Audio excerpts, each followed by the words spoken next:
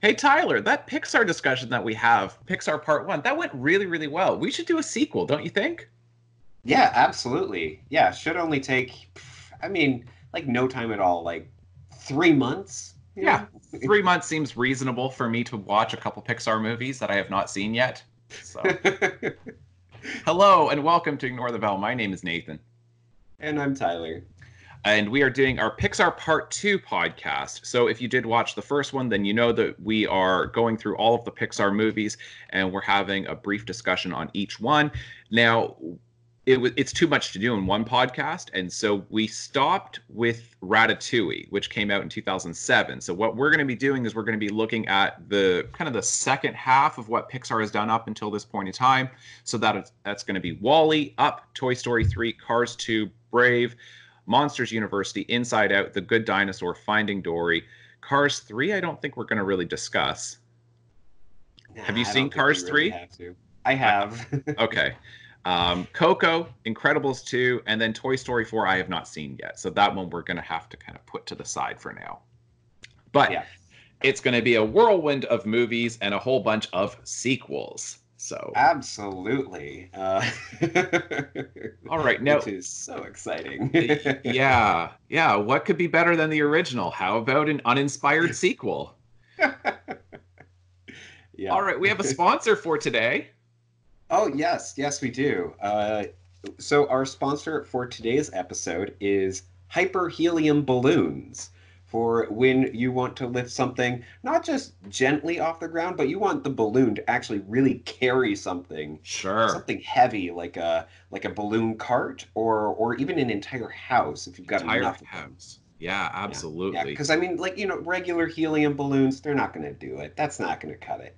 You got to No. go with hyperhelium balloons. Absolutely. Hyperhelium balloons entirely safe for small children. Give them a whole Yes. bunch, Yeah. especially You unwanted wouldn't small believe what children. it does with your voice. That's it brings it down to a level that can only be heard by dogs. That's right. That's right. All right, folks. Well, I hope you enjoy. Oh man, I wish this discussion could go on forever. Ignore the bell. We're gonna keep going, people. All right, so we are doing our Pixar Part 2 podcast. Now, I do want to mention at the beginning, just to kind of give everyone a sense of where we're going with this, we will be discussing Wall-E, and we are going to be going in chronological order. So, Wall-E, which came out in 2008, we're going to be discussing Up. Toy Story 3, we've already done a Toy Story discussion on the first three Toy Story films. So if you want to watch that, then feel free to find that podcast. And I don't know, maybe if we remember, then we'll put the link to it in the description below. Yep, If we maybe. were, Uh, yeah, Tyler might do that. I'll make a note, but we'll see if I forget about it. Cars 2 and 3, I don't think we're really going to get into in too much detail, but we're going to be discussing Brave, Monsters University, Inside Out, The Good Dinosaur, Finding Dory, Coco, and The Incredibles 2. And then Toy Story 4, as I said before, I have not seen that yet, and so we are going to do a separate discussion on that when I do get to it. Um, so we left off right at the beginning of Wall-E because we talked about Ratatouille. So Wall-E is one of the most interesting Pixar films ever, and really not just a Pixar film. It's a really interesting movie, just Absolutely. even outside of the Pixar universe. Just it's an interesting movie, period. Yeah, the it's got to be like about the first half of it is following just these two uh, robots who have very little speech capabilities. And it is incredible to see that play out. I mean, even for like the first, I guess, like quarter, then it's just one of them. Yeah, yeah, absolutely. It's one of these things that what I really like is, and I've said it before on the podcast, I like narratives that challenge traditional, um, I don't know, traditional lessons on what a good movie is or what good storytelling is. Um, I like stuff that kind of pushes against those ideas. And I understand that even without having dialogue, then all of these script consultants are still going to say, no, it's got all of the elements. You have element number 1 of establishing a protagonist, and element number 2 of making him sympathetic. Like all of that, like, anyway, Yeah. I'm sure it's Fine, still, whatever. yeah, I'm sure it's still got that, but it really is doing challenging things from a narrative standpoint. I don't mean challenging as in difficult to follow, but it's like a challenge to traditional ideas of what a good screenplay should do. Yeah, especially in the day and age that we are in now, Yeah. which we have talked about multiple times, where a lot of storytelling for big blockbusters, especially, then it's Yes. spoon feeding you, it's repetition, it's stating things out loud that are seen on screen and don't Yep. need to be talked about. And so to see a film geared toward children, Hmm. accessible to children, that is, you know, dispensing with that and is saying, no, we're like, you are able to understand what Wally is feeling, what this robot is feeling, and you just like you need to be watching the screen. There's none of this like you can't watch Wally in the background. That's No. just not possible. And I love Right. that. It should be noted, although it's incredibly obvious, that this film just does such a great job of visual storytelling. Yes. Yeah, And absolutely. and a lot of and it's not so much that that's what the best films do, although film obviously is a highly visual medium, right? Right. It's not entirely a visual medium, because there's of course all of the sound, dialogue, and music, and uh, you know all of that stuff. So it's not purely a visual medium the way painting would be, Right. right? Yeah. But it is highly visual, and typically bad screenplays, bad movies forget this, or maybe not Right. forget it. Just the screenwriters don't know it. They don't Right. know that that's what good filmmaking should be. And they end up Yeah. with a lot of exposition, and it ends up being really clunky dialogue where you say, why would anybody ever say that? Like, you're just Yeah. saying that for the audience. Show, don't tell. Yeah. And that, yeah, and it's not just, like that doesn't just mean don't put it into dialogue, but just make it visual, make everything, able to be understood just by looking at it, like it goes deeper than just take out the words and make sure that it still works. It is, yeah, and one of the uh, in the latter half of the film, then we do get this great moment of visual storytelling where we actually pan across uh, all of the different captains of the Axiom, and Mm, we actually see the progression of right. them getting, more. I don't know what to say. Like their bones are Overweight. getting, yeah, their bones are getting smaller and yeah, just heavier overall. Yeah. But yeah, and so that I think is a great piece of visual storytelling where it's just, when you're watching that, then you instantly understand why all the characters on the Axiom don't look like I think it's like the president of By and Large or whatever, Right. who is seen and who is the first live action actor in a Pixar film. Um, but yeah, so that explains why they don't match, right? Why you Yes. do get these more animated looking characters, these more uh, Right. bulbous, if you will. Sure. Yeah. Uh, yeah, so I love that one moment in particular, and it is in the latter half of the film. Even once we have introduced dialogue, then we don't get, Hmm. this whole, I don't know, like explanation on a video screen of since we've boarded the Axiom, like and all that. Like they do Mm. kind of go into like the bones getting weaker and stuff, Hmm. but it is But it is still just that one moment is such brilliant visual storytelling. Yeah, and one of the reasons why visual storytelling is so important in the film medium is because it ends up resulting in very succinct storytelling, where Yes. if you try to, because you're telling the audience exactly what they need to know, but you're doing it within a few seconds. Yeah. And if you tried to do that um by putting it, like, if you were writing that in a novel, it would take so much longer to establish exactly what those visuals say, right? And I Yeah. mean, it's obviously a cliche, but you can think about the idea of, a picture says 1,000 words, right? And Yeah. it really does. So good visual storytelling, you can actually have a 90-minute film that ends up covering a whole bunch more than what you could get if you were reading for 90 minutes. Absolutely. Yeah, and it It is offers that possibility. It doesn't always do that, but right. Yeah. if But I you're good at visual storytelling, then you can do that. Yeah, and I think that is also a good explanation for why so many discussions on film and everything go on for as long as they do, including our own podcast, Yes. where we can talk about a 22-minute episode, for like a full hour.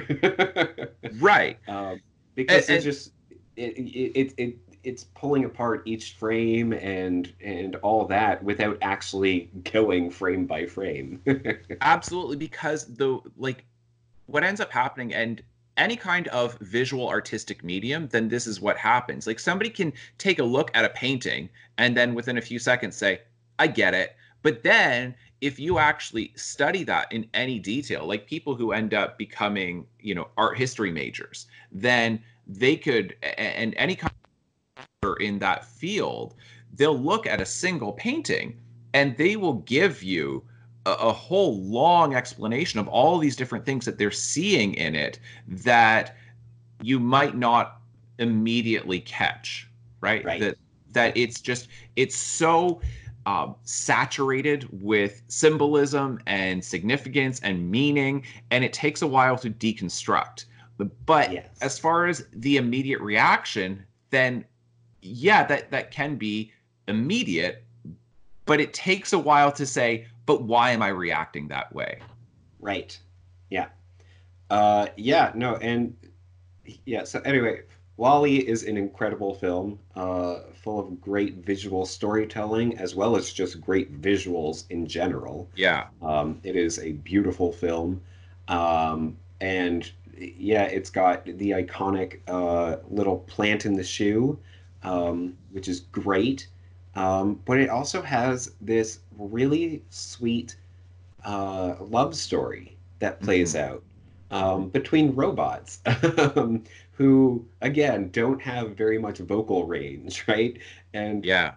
it's, Wally instantly falls for, is it Eve or Eva? I can't remember. Um, yeah, but anyway, like he instantly falls for her. But she is focused on her mission at first. Um, and it's fascinating to see the transition that she has as she realizes how much passion Wally has in what he's doing. And yeah, and I love that, having her actually come around and worry about Wally is Right. really beautiful. So one of the things that I love about this movie is that it's doing interesting things in that essentially the people on the ship, that is how Hollywood views regular audiences. And this movie is just such an insult to executives. It is an insult to some degree to the general public who are like the passengers on the ship, right? Right. There is a criticism there, but I think far more a criticism of Hollywood itself, because Hollywood, like, and it is strange because you could point to this and you can say, no, Hollywood is willing to make movies like this because here is Wall-E, that is a film that is doing this stuff where it's visual storytelling, you don't have human characters, you don't have a lot of dialogue, and then it's criticizing most audiences who are sitting down in easy chairs, in lazy boys, because even like going to a movie theater, like the way the chairs are at this point, then they're essentially, like lazy boys, right? Yeah. And they're just stuffing their faces, reclining, like they're eating ridiculous amounts of junk food on this gigantic screen. They didn't make the food themselves. They didn't go out and, hunt it and prepare it or anything like that. It's just people are watching this thing, getting fatter and fatter, sitting down while they watch it. And so it's like, but to me, that's what Hollywood thinks of most people. They think that most people who go and watch movies are stupid, can't handle a lack of dialogue, so you have to spell everything out for them, and they just want to sit there and be entertained and put as much action on screen as possible. You need to have quick cuts. You need to have explosions and a lot of action and like sexy romance and all of this stuff. And this film is just saying that's what you think of people, and some people are like that. But if you like this movie, then you've got to understand that to some degree it is satire. Yes. Yeah. And of course, let's not forget about the moment where they say, try blue, and then everybody immediately switches to blue outfits. Yeah. That is just... It's a really good satire of consumerist American society in the 21st century. For sure. But it's this ironic statement as well, because by watching it, what makes you different from the people in this universe? Yeah. Yeah, no, I know it is brilliant in that, and it especially with the lack of human contact, right? That they are all living on this very relatively confined space. They're all together going to the same places, doing the same things, and yet none of them are seeing each other. Right. And that's the other thing I think that makes it interesting is that you do have the criticism of society where people will say, and psychologists will point to this, and they will say that younger people, so children, are having a harder time recognizing facial expressions and the meaning behind facial expressions because almost so much of their interaction with other people is mediated through a screen. And so there's they'll have an emoji, or they'll have that will say what a person is thinking or feeling, or they will have some kind of text talk that's telling the recipient what the sender is thinking or feeling, or you're going to have bad dialogue where it says exactly what people are thinking or feeling. So all subtlety in terms of facial expressions, that's not being taught to children in quite the same way. And same thing with tone of voice. And so a film that seems to be critical of this, where everything is being like mediated through a screen, right? That's where they're getting interactions, where they're engaging with the world when they're not really engaging with the world. This film is featuring protagonists who are not human, where you say, so how are we supposed to understand what a robot is thinking or feeling, especially if we're not getting dialogue? And then this film is saying, no, look, people are smarter than you think. They're saying this to me, to executives. They're saying people are smarter than you think. They can catch subtle visual clues in terms of tones, in terms of the overall the way Wall-E can kind of like cock his head to the side or move it back and things like that. They're going to catch what that means in terms of emotions and thoughts. And so it's saying, if you think that people can't even recognize human features, human facial expressions, then we're trying to prove actually they can catch that and more if we respect their intelligence. Yes. Yeah, absolutely. It is, just so well done with that, with its satire of Hollywood as well as society at large. And it really has to be pointed out. Like, this movie came out in 2008, which means that it would have, started production at least 2 years prior, Yeah. 2006. And like, this is something that is more and more relevant every year. Like in 2008, then it would have still been, I think, a little bit niche, like the discussion of what effect screens have and this dissociation that we have with other Mm, people. Um, yeah. so it's incredible that they were able to uh, explore those themes before they became uh, part of the mainstream media discussion. Yes, because this was just kind of right at the beginning of the smartphone revolution. Yeah, yeah. Um, There were still yeah. flip phones in Oh, 2008. oh So yeah, yeah. yeah, And certainly when they started in like 2006, or whenever it was that they did start developing this. The other yeah, thing too that the film is focusing on, it has to do with environmental issues. And for sure. but I like the fact that it's not, and I want to be careful about the way I discuss this, but it's essentially apolitical. Hmm. It's not, do you know what I mean? Because it's not showing necessarily that there's a certain group of people to blame. Right. Yeah. And it's not saying, oh, it's the wealthy elite capitalists who have destroyed the planet. And it's not saying, oh, it's, the like stupid consumers who are purchasing everything. And it's Yeah. not even, A particular blaming, country yeah, not or a anything. particular It's the country. entire Earth Yeah, is it's just all. Earth Yeah. itself is just consumed by waste products.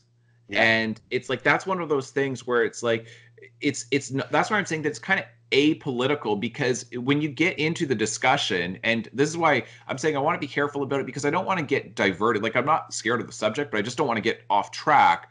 But Hmm. if you're looking at like something like, if it was about carbon emissions, then Right. even if you point to the United States and you say, oh, because of Trump and not signing on with the Paris Climate Accord and whatever else, but then other people will say, yeah, but the United States is like, they've been decreasing their emissions, and you have to point to developing nations like China and India, where they're just, you know what I mean? Once you start getting into that, and you say, it's that country's fault, it's that country's fault, it's that leader's fault, it's Yeah. that corporation, no, it's the consumers who are doing this, and it's just like, then it just becomes this thing of everybody ends up fighting over the causes. And this is just saying, look, no matter what the cause, we should actually care about our planet.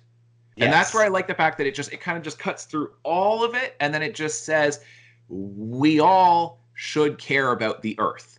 Yes. Yeah. And we all should kind of be considering that question of, all of this stuff that I'm purchasing all the time, what's happening to it? Right. Yeah. Yeah. Absolutely. Yeah. I hadn't thought about it that way, but it is. Yeah. You're so right in it. Not like, of course, it mentions the company by and large, It but it's does. like, but everybody shopped there. Like it Yes. wasn't. Yeah. And it's not isolated to a particular demographic or even a geographic region. Right. It's just the entire Earth. They messed up. They ruined the planet. Their Yeah. only way to escape was to leave and hope that the robots that they left behind could fix the problems for them. Right. And then they even gave up on that, Yeah. where they just said, we messed up so badly that it's it's impossible, that it is just an uninhabitable place at this point. Yeah. Um, and yeah, it is a very strong message, um, and it's the fact that a single plant causes so much confusion Hmm. for um, for Wally and for everyone on the Axiom, all the people there. What is a plant? What is soil? Like what is all like gardening and all that? Like they have to ask those questions, and it's like it's an interesting, uh, I guess, potential future that it's Yes. presenting. But even that, I do think that it's satire, because I think if you look at most people, like, because I think it also has to do with the increasing urbanization of our world. And Yes. as you Yeah. have more and more people who become more and more disconnected from the earth itself, from nature, from the seasons, from harvests, from how agriculture works, where their food comes from, and where products come from themselves, right? That as people become more and more removed from that, because if you're living in a big city, and there's all these different studies of, a lot of people living in urban centers, they don't know a single farmer, you know what I Right. mean? They don't know miners. They don't know Yeah. people working in the lumber industry. Like, they're just completely disconnected from where all of their incredible resources are coming from. Yeah, And the primary industries are completely forgotten at this point for anyone who lives in a major city. It's all about, oh, you build that. But it's like, yes, yeah, but that's not the original product that they're getting. So even if you look at them and say, oh, you're the lower class because you're doing the, menial labor of constructing these small things that are consumed by other people, then it's like, well, there's somebody who's even beyond that step, who that's is, right. finding these products and, That's right. um, yeah, the materials themselves. So yeah, Right. And I think that it's to me, it's not so much projecting into the future and saying, like, imagine what will happen when people get right. to this point. It's saying a lot of people, I think, are at that point where it seems like it's reductio ad absurdum. Like, it's reducing it to, like, the most absurd element of, like, they don't even Yeah. know what soil is. But there is a certain amount of that if you say, like, where did this come from? How do they grow this? How do they harvest this? What are the challenges in this? Why does, a banana cost whatever amount? Why does a potato cost this amount? Like, where do they grow it? When do they grow it? What are the Yeah. conditions that affect this? That it's like, and I know, because I've lived in rural communities for a long time, and I know a lot of farmers that they do kind of have that attitude to some degree. Like, you'll see signs up in rural communities that'll say things like "farms feed cities," or Yeah. "farmers feed cities," and it's this idea of, like, please remember, we actually are doing something important here, and this isn't just like an automatic thing that just happens. There's a lot of factors that go into where your food comes from, and you should have some consideration for that. And Yeah. it's challenging people to think about this. So I think with all of these things, it's interesting where you've got somewhat more challenging storytelling in terms of it being visual storytelling. You don't have human characters. You don't have a lot of dialogue. It's forcing you to consider environmental degradation of the earth, the increasing laziness and entertainment culture Hmm. of, the attention economy that we get, Consumerism. consumerism, um, all of that stuff in a kids movie. Yeah. Like, Yeah. and so that's where I'm saying that I like the fact that, like, this isn't a heavy documentary that's forcing us to Right. consider all of these things. And for most adults, that's where they would go to learn about this stuff or to consider these questions. And Pixar is just saying, no, children can follow these ideas. Hmm. And there is respect for the audience, uh, which Absolutely. I think is lacking in so many mainstream films. Yeah. Yeah. And I think we mentioned this before, but I believe the way that Pixar has described their films in the past is essentially that they are, I think that they are for adults but accessible to kids, and I think Yeah, that that's actually like a really good way to look to see it, where these films are bringing up all these different yeah, themes and everything, um, but then they're still made so that children can watch them and enjoy them, and that is right. an incredible feat, Yes. honestly. Yeah. Yeah, that's well put. I like that idea of considering them in that way. Um, can we move on to Up? Yeah, I believe that it would be a good idea. Yeah, because I mean, I know that we could keep going on this, but I want to try to at least get through all of these ones. So, Yeah. all right. So, Up came out in 2009. So, basically a year later, because Wally came out June 27th, 2008, and then Up came out May 29th, 2009, and it was directed by Pete Docter, and then it also had a co-director of Bob Peterson, which is interesting. Hmm. Pete Docter directed Monsters Inc. Yes. And he also directed later Inside Out. Yes. Yeah, and he's been around. He was one of the screenwriters for the original Toy Story. So he and for Toy Story 2, yeah, he's been around. Right. He's a higher up for Pixar.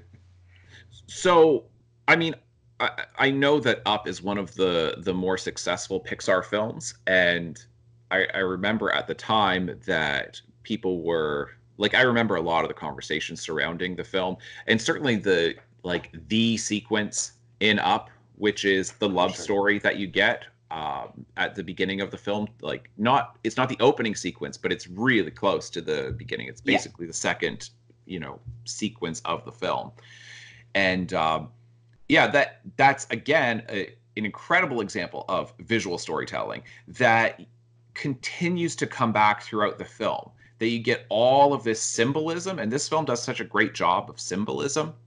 Hmm. With the way you have them initially, he goes and he meets oh, what's her name? The Ellie, I want to say. Yes. Yeah. Yeah. So he meets Ellie in this house that is abandoned, and she's just having this pure imaginative thing of essentially flying this thing, Right. right? Yeah. And that so the house itself becomes a symbol for her and for their love, and then they work on it together, and then the mailbox where he accidentally leaves his handprint on there with the paint, and then she just kind of thinks Yeah. that it's charming, and then she puts hers.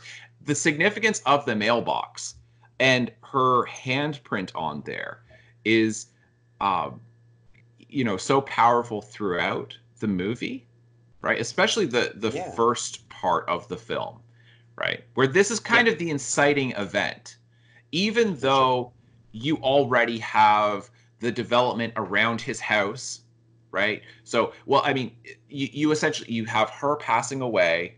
They have no children. They have not taken these adventures together, and it's just kind of life just kind of was busy along the way. So they just never quite Yeah. got there because they had all these other costs that kept coming up where they couldn't take their trip to Paradise Falls in South America, right? Like America, but South, you know? And I only watched it last night. So that's why like all this stuff's fresh in my mind. Uh, Yes. Yeah, and it has been a little bit since I've seen it. So yeah. yeah. And anyway, so and then you have the development going on all around his house, but he refuses to sell. And this is again like there's a big like if not a criticism of society, it's at least a commentary on society with the way neighborhoods have gotten like historic neighborhoods have been just plowed over in the wake of new development with the increasing urbanization, and it's like small single family dwellings have been replaced by large apartment buildings and skyscrapers and glass office buildings, all of that stuff. And so that's still not the inciting event to the film, though. It's when they knock over the mailbox, and then what's his first name? I can't remember. Um. Uh. Oh my Carl. goodness. Carl Yes, Fredrickson. Carl.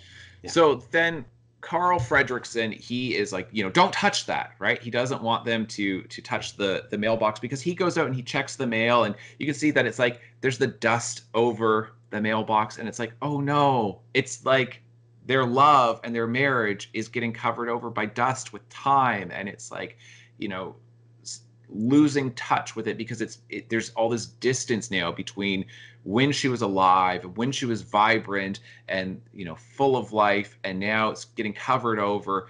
And even when he's cleaning the windows, right, then it's like before the earlier sequence when they're falling in love, when they're married, then she's on the other side of the glass, and now he cleans it, she's not on the other side of the glass. There's all of these lovely little things. So then this guy is trying to fix the mailbox, and don't touch that, don't touch that. They get into a fight, and then he hits him with his walker. And that's then the inciting event of, oh no, they're now going to force you into this retirement home because of a court order, and you're ultimately going to have to sell your home. So then he's like, no, I'm not going to do this. So then he gets his balloons and goes on his journey. But all of this is, they didn't tell you any of that aside from visually representing it. Absolutely. Yeah, no, it is as much credit as the mostly opening sequence. I don't know how Yeah. else to refer to it. Yeah. As much credit as that gets, that's not the only time that No, there no, no, is no. Yeah. really great visual storytelling. It's certainly, I think, the I don't want to say the best example, but probably the easiest example to point to. But yeah, there is so much other stuff in here that is subtle and uh, yeah, just symbolism, and it is incredible. Again, that we're dealing with uh, such a complex story uh, for a film that is accessible to children. Mhm. Yes, Yeah. exactly. Yeah, this one more than anything else, I would say this is the most adult film I think that Mhm. Pixar has ever done. Uh, Yeah, well, I mean, it's interesting because I feel like it loses it a little bit it once they does. get to Paradise Falls, and yeah, then you're dealing with, the lush forest and the dogs that have their collars that make them talk and things like that. And Yeah. honestly, that's why I don't want to say that this is like Pixar's best film, just because Oh, like I it's don't think it's the best film by Pixar at all. I think no, that it's it's maybe the most adult. right. Yeah. Okay. Can we pause for a minute?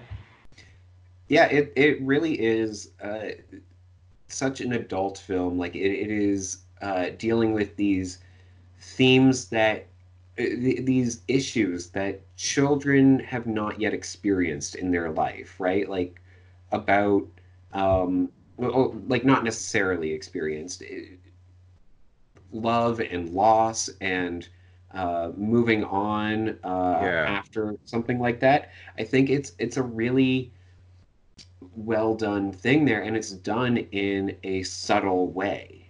Um, yeah, I mean, there is some subtlety to it. It's pretty damn explicit. right. um, Yeah. but it's not being done through dialogue. Yes. Yeah. Visually, like you can't miss this. You can't say, Yeah. why is he upset about the mailbox? Like, why Right. is the house so important to him? Like, I mean, he calls it Ellie. You know what I mean? Right. Like, but so on the one hand, I still think that it is maybe the most adult film that Pixar has done, but I also don't think that it's the best film that they've done. Yeah. And I also think that you're right that it does kind of lose it once you get into the actual plot itself of Yeah. traveling to Paradise Falls, and then once they arrive there, with the who ends up being like this kind of super villain, even though I thought that was a strange choice to turn him into this villainous character, um, Yeah. of It's the Carl's hero when he was a kid. yeah, and even the whole thing with Kevin, and then Kevin actually being a girl. It's and yeah, especially the dogs with their collars that make them talk. Like Doug is adorable. Sure. Totally get it. Like, hi, I am Doug. My master gave me this collar so that I may squirrel. Like, that's great. it's fun for kids. But when we had the first half hour of the film be about so much more, then it's Yep. really disappointing to get It into this turned, more yeah, childish, fantastical uh, totally. And it doesn't fit. thing. It doesn't match at all. Yeah, And I that's my big criticism of the film is that it went from being a pretty poignant film about love and grief yeah, and uh you know the you know I don't know the bittersweet way that life plays out, and often you know big dreams don't come true, and how do you deal with that, right? yeah, Whether it's their dream of traveling or their dream of having children and having to carry these losses, and still having a fulfilling and meaningful life. Like, wow, that's so heavy. And then you get, what's the boy's name? The Russell. Russell. I His character sucks. Um, Yeah. his character sucks so much, and it's like this kid is in a whole other movie than the movie that Yes, Carl's in, and he's that's from what bugs me. Goonies. Yeah, I mean, but not even. Nothing scares Or him. something. Yeah, but like at least in Yeah, Goonies, then like they're scared, they're frightened, they yeah, that's recognize that they're true. in danger. This kid never, like, he's in a cartoon, and the rest of this was, a pretty heavy drama, Yeah, right? And this is just a cartoonish depiction of this kid. Like no kid would respond in this way whatsoever to any of these events. right. He's so doe-eyed and um, exuberant, where nothing Yeah, gets him down. Talks about like, oh, okay, yeah, you can let me out here and I'll just take the bus back. Boy, that's going to be a lot of transfers. No, a kid would start crying if you abandon him in the middle of South America, right? He wouldn't say, yeah, oh, okay, I'll just do this. Like, he just, I'm at a loss for words of how to describe him, but he drove me crazy because it's a completely different character than what you have with Carl and Ellie, um, yes, where they're very realistic characters. And then you have this kid who's just a complete cartoon, and then the villain ends up becoming a cartoon character, and the dogs are completely cartoonish. The yeah, Kevin ends up being cartoonish. yeah. Um, so it's to me it was a frustrating film to watch because it felt like I was watching two different movies. I agree entirely. Yeah, it really is such an inconsistent viewing experience. It sets Yes. you up for one kind of film, and then just yeah, Uh-huh. it's completely different for the second half. Yeah. Um, And I was so, and I know that this is not good criticism. I will point to this as being bad criticism, but like I legitimately was bored for most of the film. After you get past that opening sequence, uh, yeah, but part of it, like, you do have moments where it kind of comes back, and so yes, you have there's a brief moment where you've got, again, what is that kid's name? I don't Russell. Russell. So when Russell kind of talks about how his dad was supposed to help him with camping and teaching him Mhm. how to, set up a tent and everything else, but he doesn't actually know how to do this, then Carl is like, well, he can't be that busy, blah, blah, blah. And then he finds out, oh, his parents are divorced, and he ultimately doesn't have a father figure in his life because his dad has essentially, he's not paying any attention to his son, and so he's now Yeah, being raised by a single mother. And so it's like, okay, but that only works, like, Russell himself doesn't even seem, he is sad, but it's not like real sadness. It's not really heavy. It's Carl where that really hits him because of course he always wanted to have children, and then this whole thing of, and then you have a father who abandons his child, and it's yeah, just like, for Carl, this would have been the most precious thing in the world to actually have a child. And then it of course comes around by the end where he ends up saying, when Russell's getting his badge, right? And then there's no dad to stand behind him to put it on him. And then he's like, "Oh, don't you have anybody?" And it's like, "I'm here for him." Like he says that, like, but the way he says it, Ed Asner, the way he says it, it sounds not that powerful or significant, but when you really look at that line, like, "I'm here for him," something along those lines, I forget exactly what it is, then it's like he now has a male presence, a father figure or a grandfather figure at the very least in his Yeah. life, and that's Yeah. something that Carl always wanted and couldn't have with Ellie, but now he's having this new adventure. So you get these little moments, and Absolutely. It is, and that's why I do more than anything want to describe it as an inconsistent film because you're right. No, that is the best way to describe it. It's inconsistent.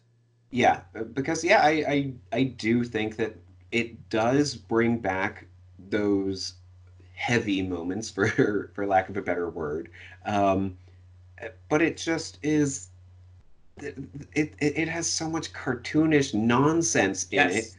where Cartoonish it nonsense. feels like Yeah, like nothing matters. You know, right. it's like you've got Totally. dogs flying planes. Oh yeah, dogs literally flying planes. It's so stupid. I just rolled my eyes. I was just like, "What the hell am I watching?" Oh my goodness, Yeah, I was so disappointed with that.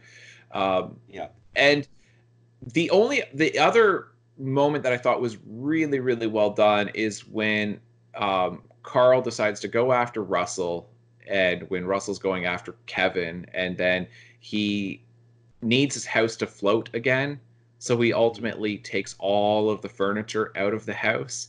And it's like all of this heaviness of the past because he's like looking through the book. And then his wife has left a note saying, like, go have a new adventure. Right. And she showed the pictures of like their adventurous life of all these like Mhm. beautiful moments. And then saying, but that's okay. Like we did have an adventure. It wasn't the adventure that we initially thought that we were going to have of traveling. It wasn't the adventure that we thought we would have with children, but we've had adventures.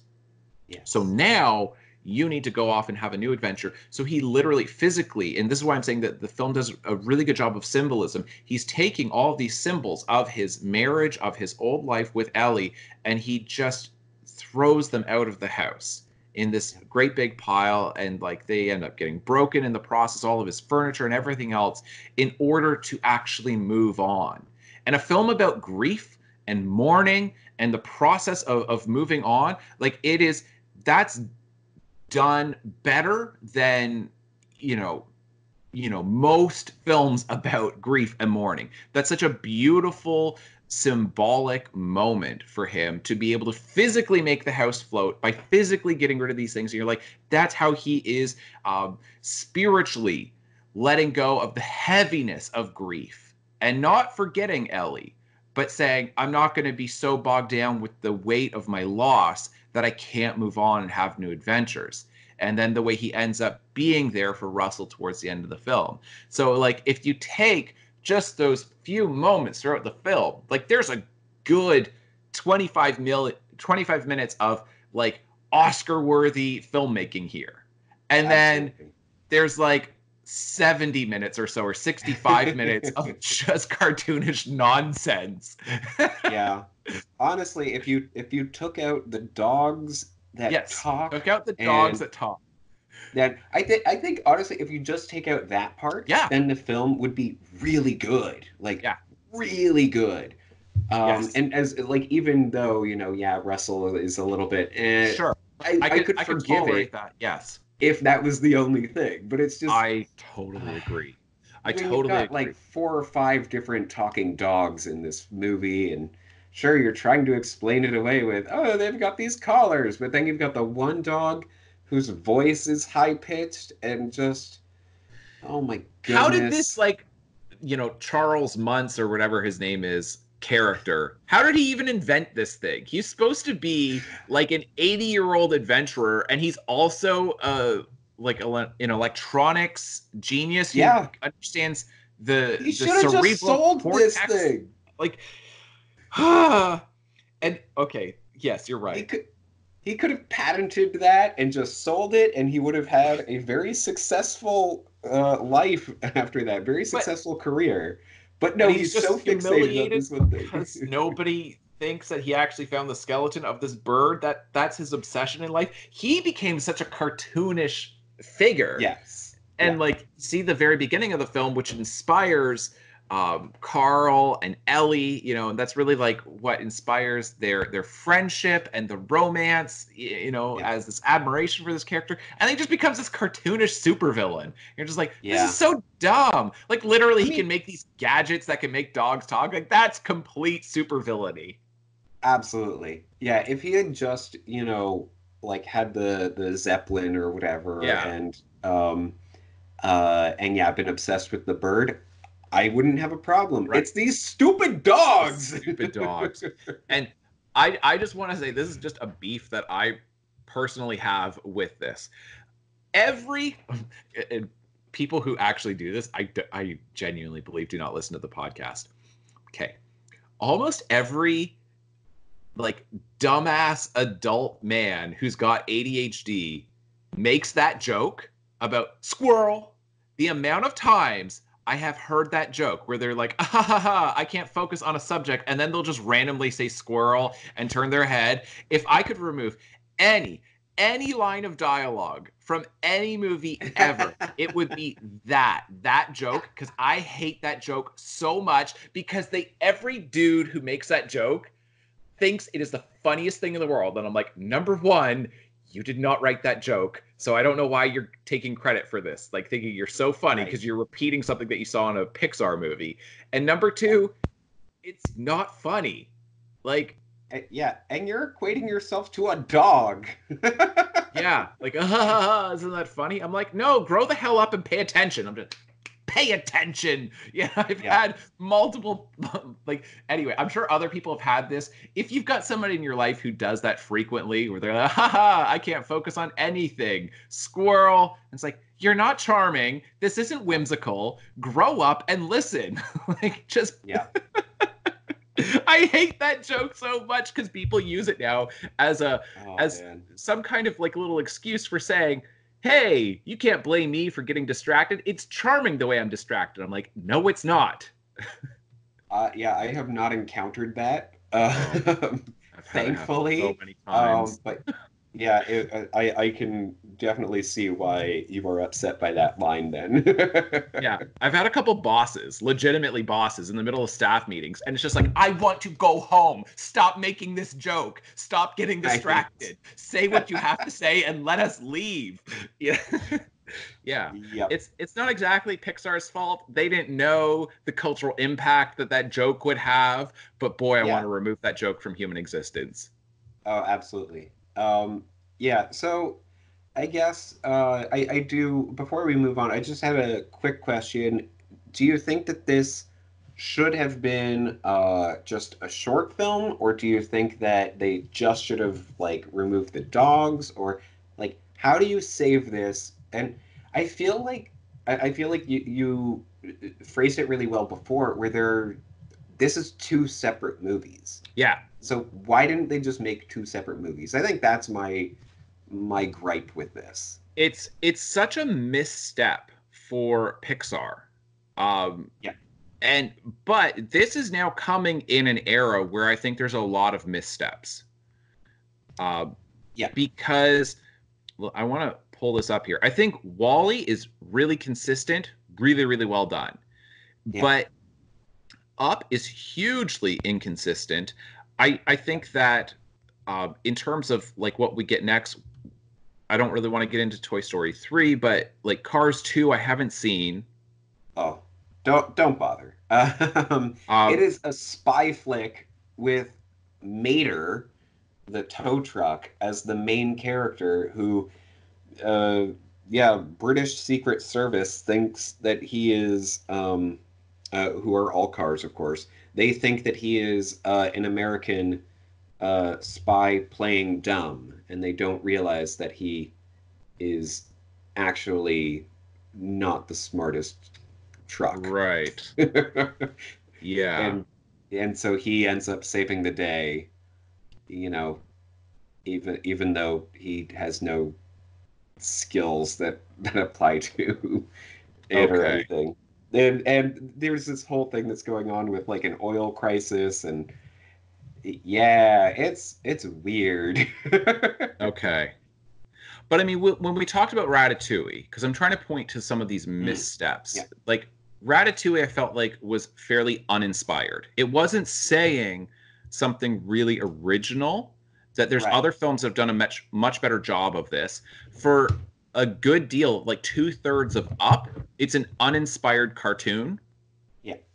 Um, Cars 2, right? I don't think that that's a really inspired, innovative, wow, brilliant story, right?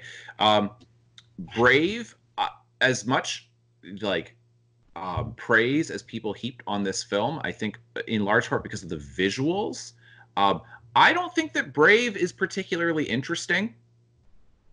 Yeah, well, I don't think that it actually it was it's one of the lower ranked Pixar films. Like it's got what is this? 69 out of 100 on Metacritic and um uh yeah, 78% on Rotten Tomatoes.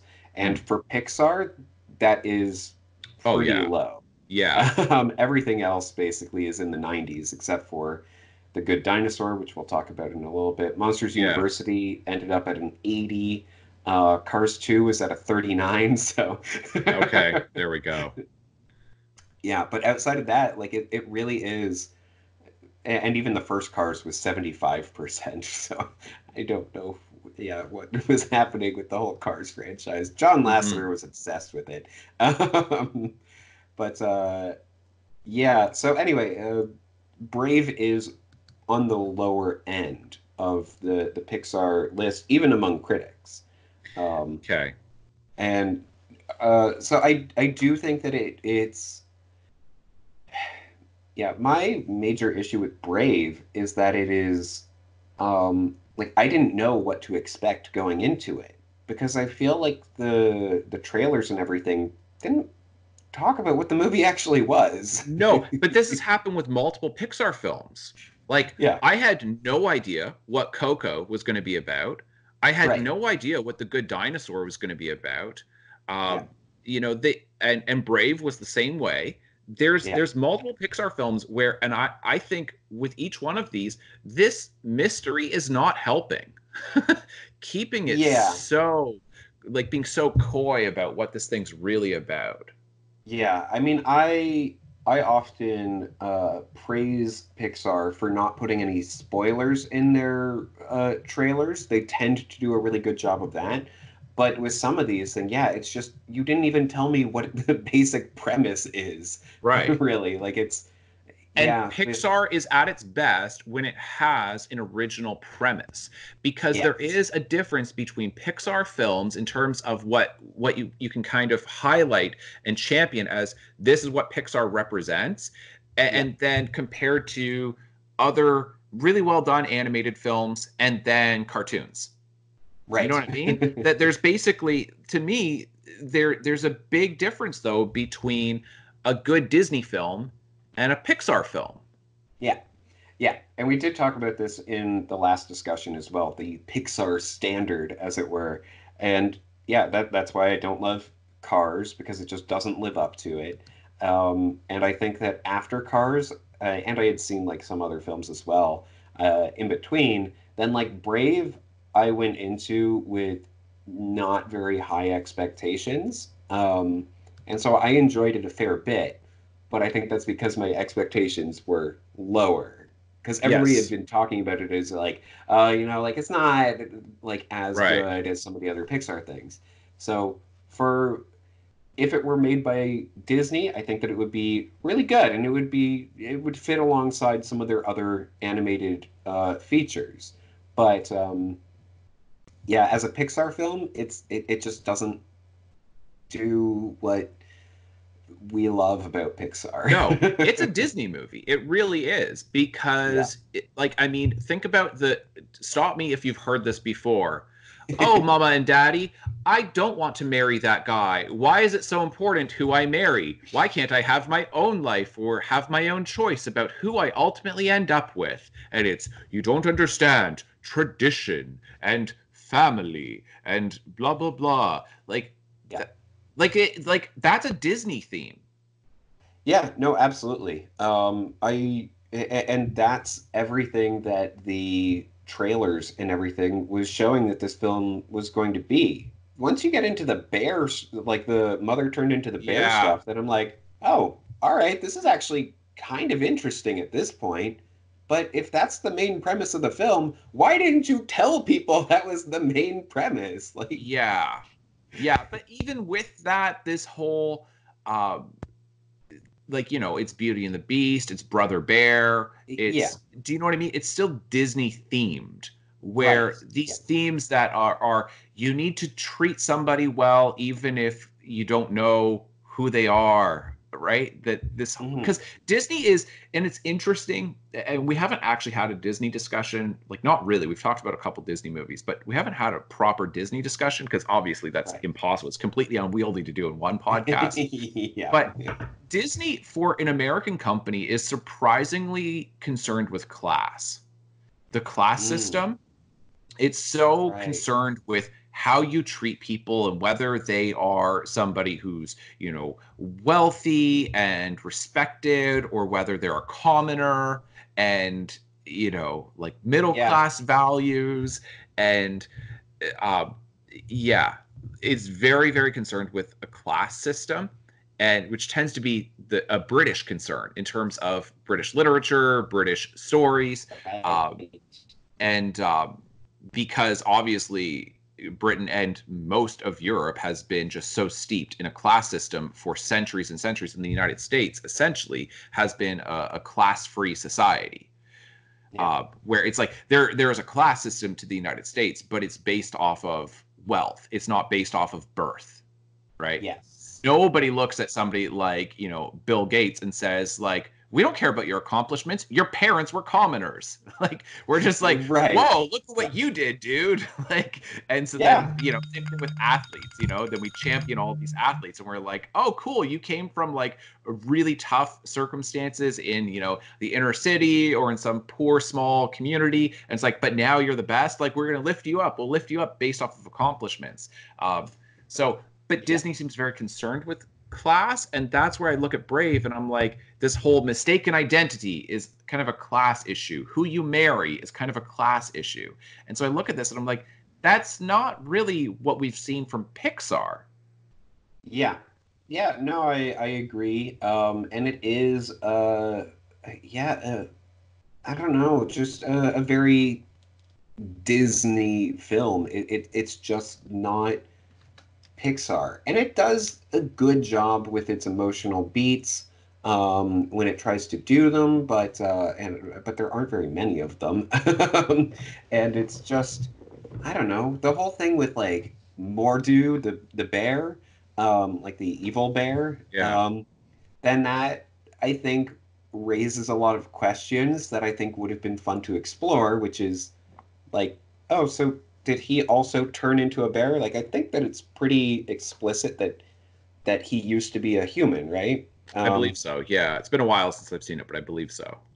yeah, but I just would have got like I would have liked seeing more of that and of, possibly even after Merida turns her mother into a bear, if she still didn't treat her mother right, um, even though she knew that she was like a bear and whatever, but then like the issue of Mordu kind of brought her back to reality of like, oh, this could be like a bigger thing, and I'll end up like, I don't know, or she'll end up like Mordu. I don't know.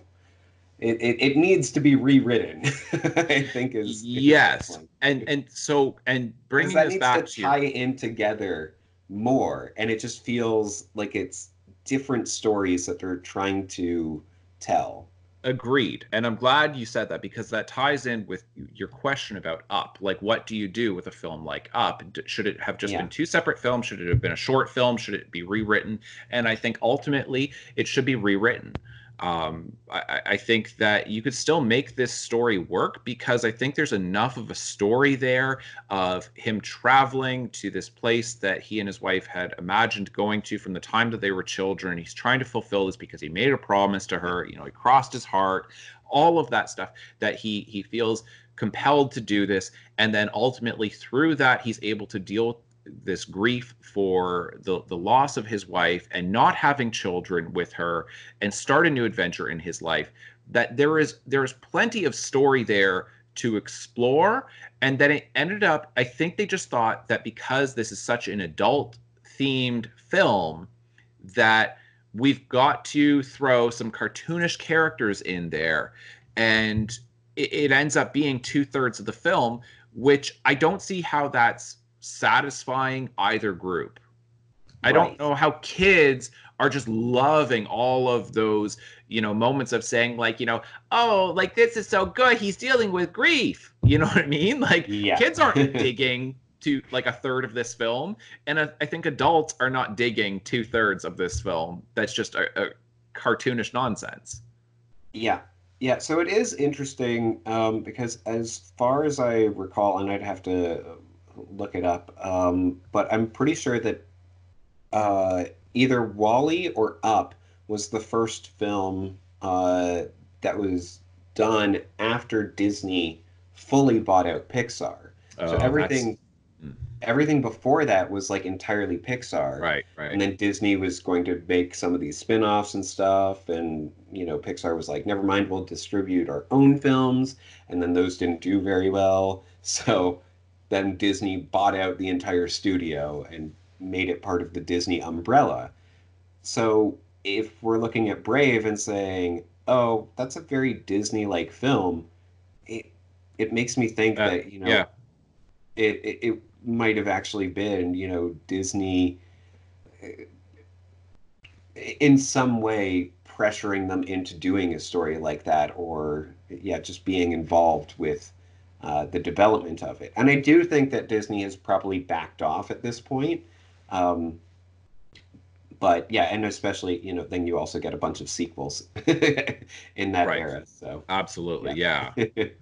Um, all right. Can we move on to Monsters University? Yes, yeah, we should definitely move on. So you just watched Monsters University, correct? Correct. Yeah. Yeah. I watched it this past week. That was my first time seeing it. Yeah. Um, it's good. It's I don't know. I don't know what to say about it. Like I don't know. It feels like a spin-off or a prequel, and it doesn't feel like its own story to me. Like it definitely, Really? yeah, I don't know, because I think it's just because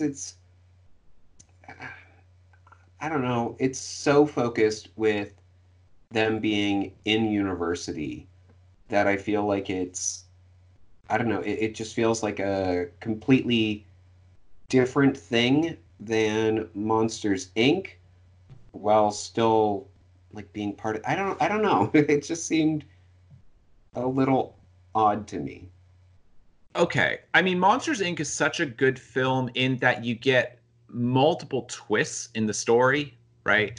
Yeah. Uh, like maybe not within the story, but as far as a concept, then you say, okay, this is going to be about like the monster world, and then they derive energy from the human world for making, basically making people scream, but children are easier to scare. And so that's how we Yeah. power our world. And then ultimately you get this really good twist in there of, oh, actually laughter is more powerful than fear, which is just a beautiful concept, right? And it's just Absolutely. it's a really really nice like concept.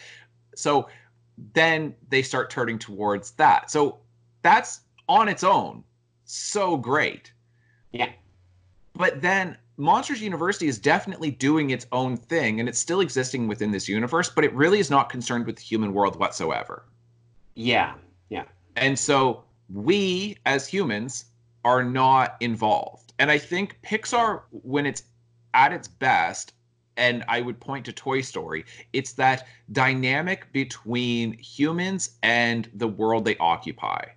Yes. Yeah. Yeah. So that's what it is. That's why it feels like a spin-off because It's its it's just isolated universe. exploring. It's just the Yeah. monster world. Yes. Yeah. Um, but as far as it being its own thing, then I really, really enjoyed it. I thought that it was great. And maybe it's because I have an appreciation for academia, right? Right. Being a college professor. And like that was kind of my experience in university, which might sound strange, but I moved away. I went to a university town. I lived in a residence. It was trying to get used to all of these people that you're around. You're sitting in these classes. Some people are not taking it seriously. You get a bunch of like parties. Everybody's kind of like going off into different groups together. And I was kind of the Mike Wazowski, like, I'm not going to parties. I'm going to study. I'm going to be very serious about this. And, you know, when I got like involved with film society and stuff like that, do you know what I mean? Like joining different clubs and groups. To see the dynamic between Mike and Sully, I think is great. And this whole idea of legacy families and Right. trying to ride off of the coattails of, you know, his father's legacy. And then people saying to Mike, like, you just don't have what it takes, and insisting that no, having a theoretical understanding for scaring or for whatever you're studying, because going to university is theory, and Americans don't catch this as much as Canadians do, because in Canada then we have a complete distinction between colleges and universities, and colleges are practical application skills based, and universities are essentially theoretical, theory based. And so the thing is, like, Monsters University makes so much sense to me that Mike goes there like for monster theory and scare theory to be in the program. And Sully is just all like trying to do practical application without an appreciation for the theory, without understanding that that's actually how you grow. And I like college movies. I like so I really like that kind of like small little niche. It really genre. is a college movie. It is such a college movie, and I love college movies, like good ones, not like the gross out, you know, incredibly vulgar ones, but ones that I like films that are in a college setting, in a university setting, whether it's, you know, like a football movie or a basketball movie or whatever it happens to be about. I really like those movies. And if you have an appreciation for that genre or that subgenre, whatever that would be, a subgenre of, but if you have an appreciation for that, then I think this movie's so fun. Like, I really liked it because of that. Yeah, I agree, and I am not as much into those films, so it is something where, it doesn't work as well for me. And then you get, you know, the uh, the the scare contests, all those different you know, events. Then like it just feels very very plotted. And I don't like that. I was going to say it's a paint by numbers approach to the plot. Like, they're telegraphing everything. They're telling you this is exactly how it's going to go. There's really not much in the way of surprises or twists. You understand, like, especially once they get kicked out of the program, then, okay, the only way they're going to get back in is by entering this contest. Okay, there's however many rounds because there's however many, you know, houses like sororities and fraternities that are going to be participating in this. So therefore, they're going to have to survive each round. You can just know it's going to be another contest, another contest, another contest. And then, they're fun sequences, but they're just... Yeah, they feel like a kids movie. Oh yeah, it's very much a kids film. But I'm saying, if as far as like, if I'm looking at this, then I think that let me just pull the list back up. I think that this is a better kids movie than, I'm going to say this without even having seen it, it's a better kids movie than Cars 2.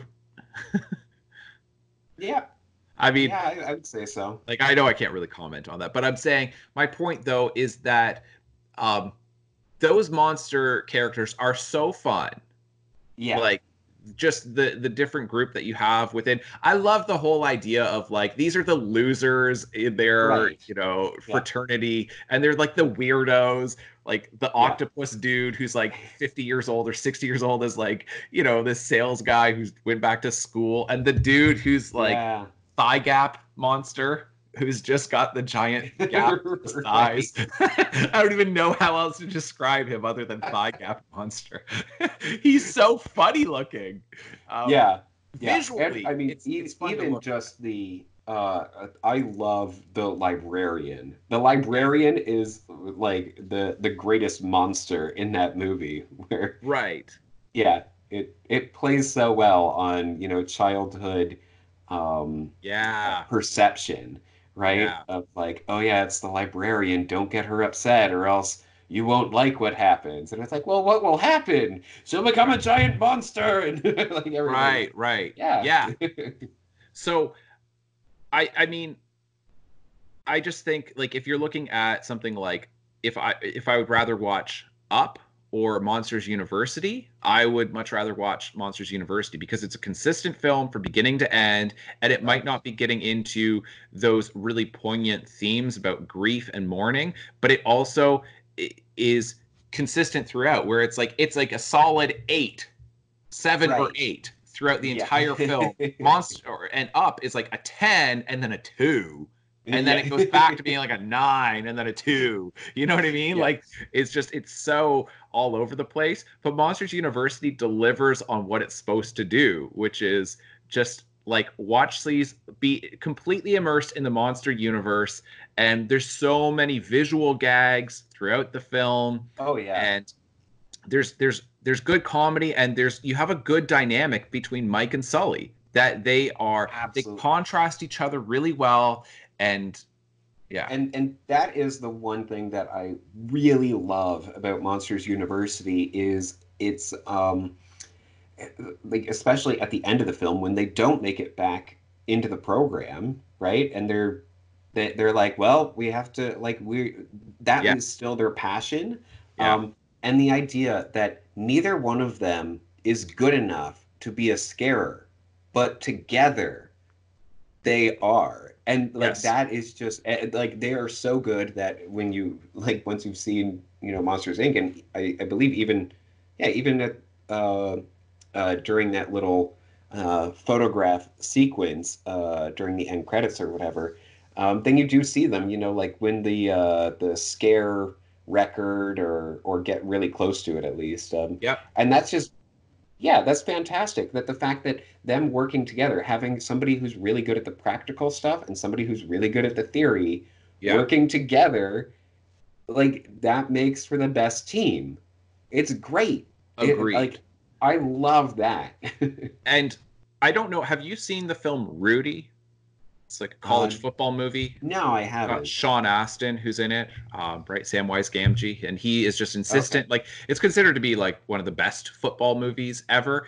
And he's way too small to play college football, but he's got more heart than anybody, right? And Right. ultimately, like he gets to play like essentially a couple, like maybe 2 or 3 plays in one game ever, but it's like the most like momentous achievement possible for him, right? And it's supposed to be really inspiring, but Yeah. it's a good film in the sense that it shows you can have all the heart in the world and just but you don't have the physical capabilities for it. Yeah. But I think that Monsters University, as strange as it sounds, I think does like a better job than Rudy does, because it's showing, because Rudy is kind of, as much as it's supposed to be inspiring, it's kind of bleak, because he ultimately isn't respected by the team for really the Mm. entire film.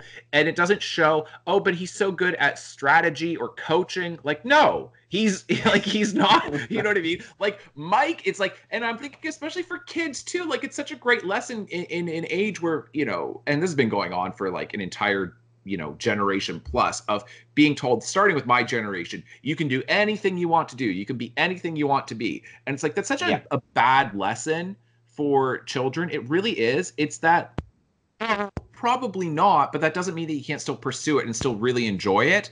Yeah. And that doesn't mean that you can't figure out what you are really good at that's still fulfilling along the way. You know what I mean? Like as much as I love playing basketball, like I don't have the physical characteristics of somebody like LeBron James. So even if I trained as much as he trained or even trained harder, like I'm not his height, I'm not his size, like he's Yeah. just going to have advantages. And so for Mike to really learn that hard lesson of Yeah. you're just not scary, right? Even though he's kind of scary, but not like Sully, you know? Yeah. But to say, but that doesn't mean that you don't have something that's incredibly valuable. That Absolutely. working with somebody who has um, characteristics that dovetail with yours, right? They're not the Mm. same as yours, but they work so well together that you guys can achieve this kind of synergy as a team. That to me is so much more inspiring than the message that you get from Rudy. Because like the message from Right. Rudy is, oh, maybe if like you completely turn your life upside down, then you get to play like 2 plays in college, and that's it. That was the highlight of your life. And now you have no real skills. You're not even going to get to be a coach or do anything, right? Right. This, it's like, no, you can have a successful career, but you have to be flexible. And, Yeah. that seems like such a great lesson. And I don't think that movies should, and especially children's movies, I don't think they should always be didactic in that they're always teaching children lessons. But sometimes, if it fits with the actual plot and the story, then it's great to have a good message in there. Absolutely. Yeah, no, I completely agree. It is a really, really great kids film. And I think that's uh, kind of why I'm just like, like it's not, one of my favorites, but it is great. And I love it for what it is. And like, yeah, I'm definitely going to show my kids it. It's such a funny movie, but it still has this awesome, you know, not not message of the week Right. approach to it, where it is Right. teaching them something without being like, remember, listen, girls, anything as long as you've got a friend. Like, it's not like that. Right. It's approaching that same uh message, but it's just doing it in a much more enjoyable uh yeah, way for kids. And so I do really like it for what it is. And of course, I love the slug guy who is going to be late Right. for class. Right. um and oh no, I'm going to be late. Yeah, and then it comes around at the end that he's just Yeah. missed the entire school year. That's Um, great. And that's such a great little joke. that's what I'm saying. And like the movie's just Yeah, full of jokes like that. It's just, absolutely. yeah. Yeah, and it is. It's a good, solid kids movie, and at the same time, I think also a good college movie. Legitimately, I think it holds up um, as being a good representation of a college movie. Like, of course, like it's not as poignant as you get with some of them, but Right. it's still, I think it holds up pretty well. All right, can we move on to Inside Out? Yeah, absolutely. Um, my goodness, we could talk about Inside Out for hours. Yeah, I feel like, and in part in the interest of time, but also because of just what I think we both have to say about the film, it's that it's a film that doesn't need a lot of help to appreciate. Yeah. That I mean, I think it's not misunderstood. People know exactly what it's doing. It's really well done. It works so well for both adults and children. It is one of the best um, introductory lessons to psychology that you can possibly get. It's accessible, but Yeah. and in terms of, yeah, like just psychology, how emotions work, but also how the mind works. Hmm. Uh, and it's an overall, like, this is like, to me, this is Pixar at its best. Absolutely. I everything about this film is it is beautiful in its presentation, in its themes, in its story, uh, in its characters. It is the fact that emotions, like an emotion called joy is able to feel sadness, and that sadness is able to feel joy. Yes. Like that is really, really just so effective. And it is the way that that the film approaches that, like the overall message, if you will. I hate using that word, but like the overall message of it is that it's okay to be sad sometimes, and Right. being sad can lead to getting this you know, joy, for lack of a better word, of having people who sympathize with you and who Yeah. can really comfort you, and how that can actually bring you joy uh, by allowing yourself to be sad. It Yes. is it's beautiful, absolutely amazing, and I agree that it doesn't really need to be talked about too much. And I do think I personally love the Toy Story trilogy, minus four. Uh, and I like those are my personal favorite of the Pixar films. But I Yeah. think that Inside Out is their best. Um, and I like there is a distinction between favorite and best, and I honestly think that just Inside Out is the best that Pixar has done. Yeah, okay. I would I I think you can make a really solid case for that. I think that's probably, if you did take a poll even amongst critics, I think that would be the consensus. Yeah. Uh I think that Coco really can Mm. challenge that. But I Yeah, that's do fair. Coco achieves levels, depths of emotion that Inside Out does not achieve, that no other Pixar film achieves. Mm. At the end with the grandmother and hearing the song, and that music did not exist, you Right. know, like, and yeah, like we'll get into that, but I do Yeah. think that the depth that you get with Coco, I don't think you get as, I mean, maybe Up, but Right. there's some Yeah. moments in Up, Yeah. but Up, it's kind of, it's it's not as it's not tackling grief as directly as the way Coco tackles, um, you know, the memories and appreciating older generations in your family. And Right. do you know what I Yeah. mean? Yeah.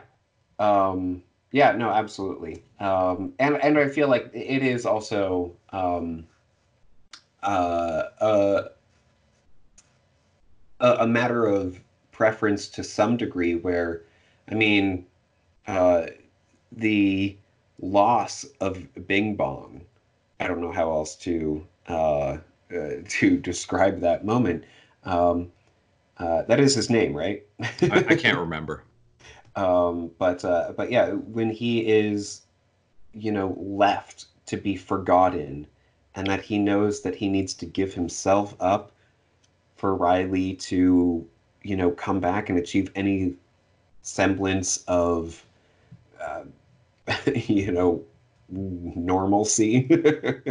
Right. um, I think that like that is just so beautiful, and like the fact that he says like take her to the moon for me, because I mean I think that a lot it's a really common thing for kids to have an imaginary friend that at some point you do need to say goodbye to, and that many people do forget about, but they don't Mm. remember their imaginary friends, or if they do, then it's only when they really try to think about it. And so the idea of him just being gone completely, that he is just completely forgotten, um, down there is uh, a really powerful moment, um, that I think is it challenges the ending for the saddest point in the film to me. Mm.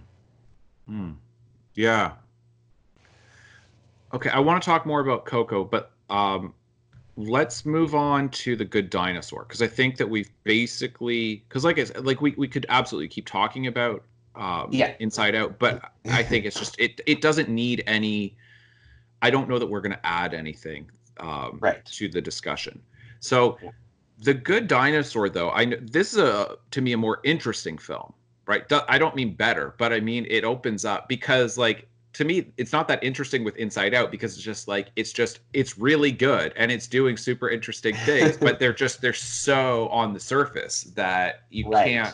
you can't miss what's happening, and how Yeah. well done this is. The Good Dinosaur, though, I know that you've got a really strong appreciation for this film, but it did not do very well as far as the box office. And I don't know about critics. Was it well received?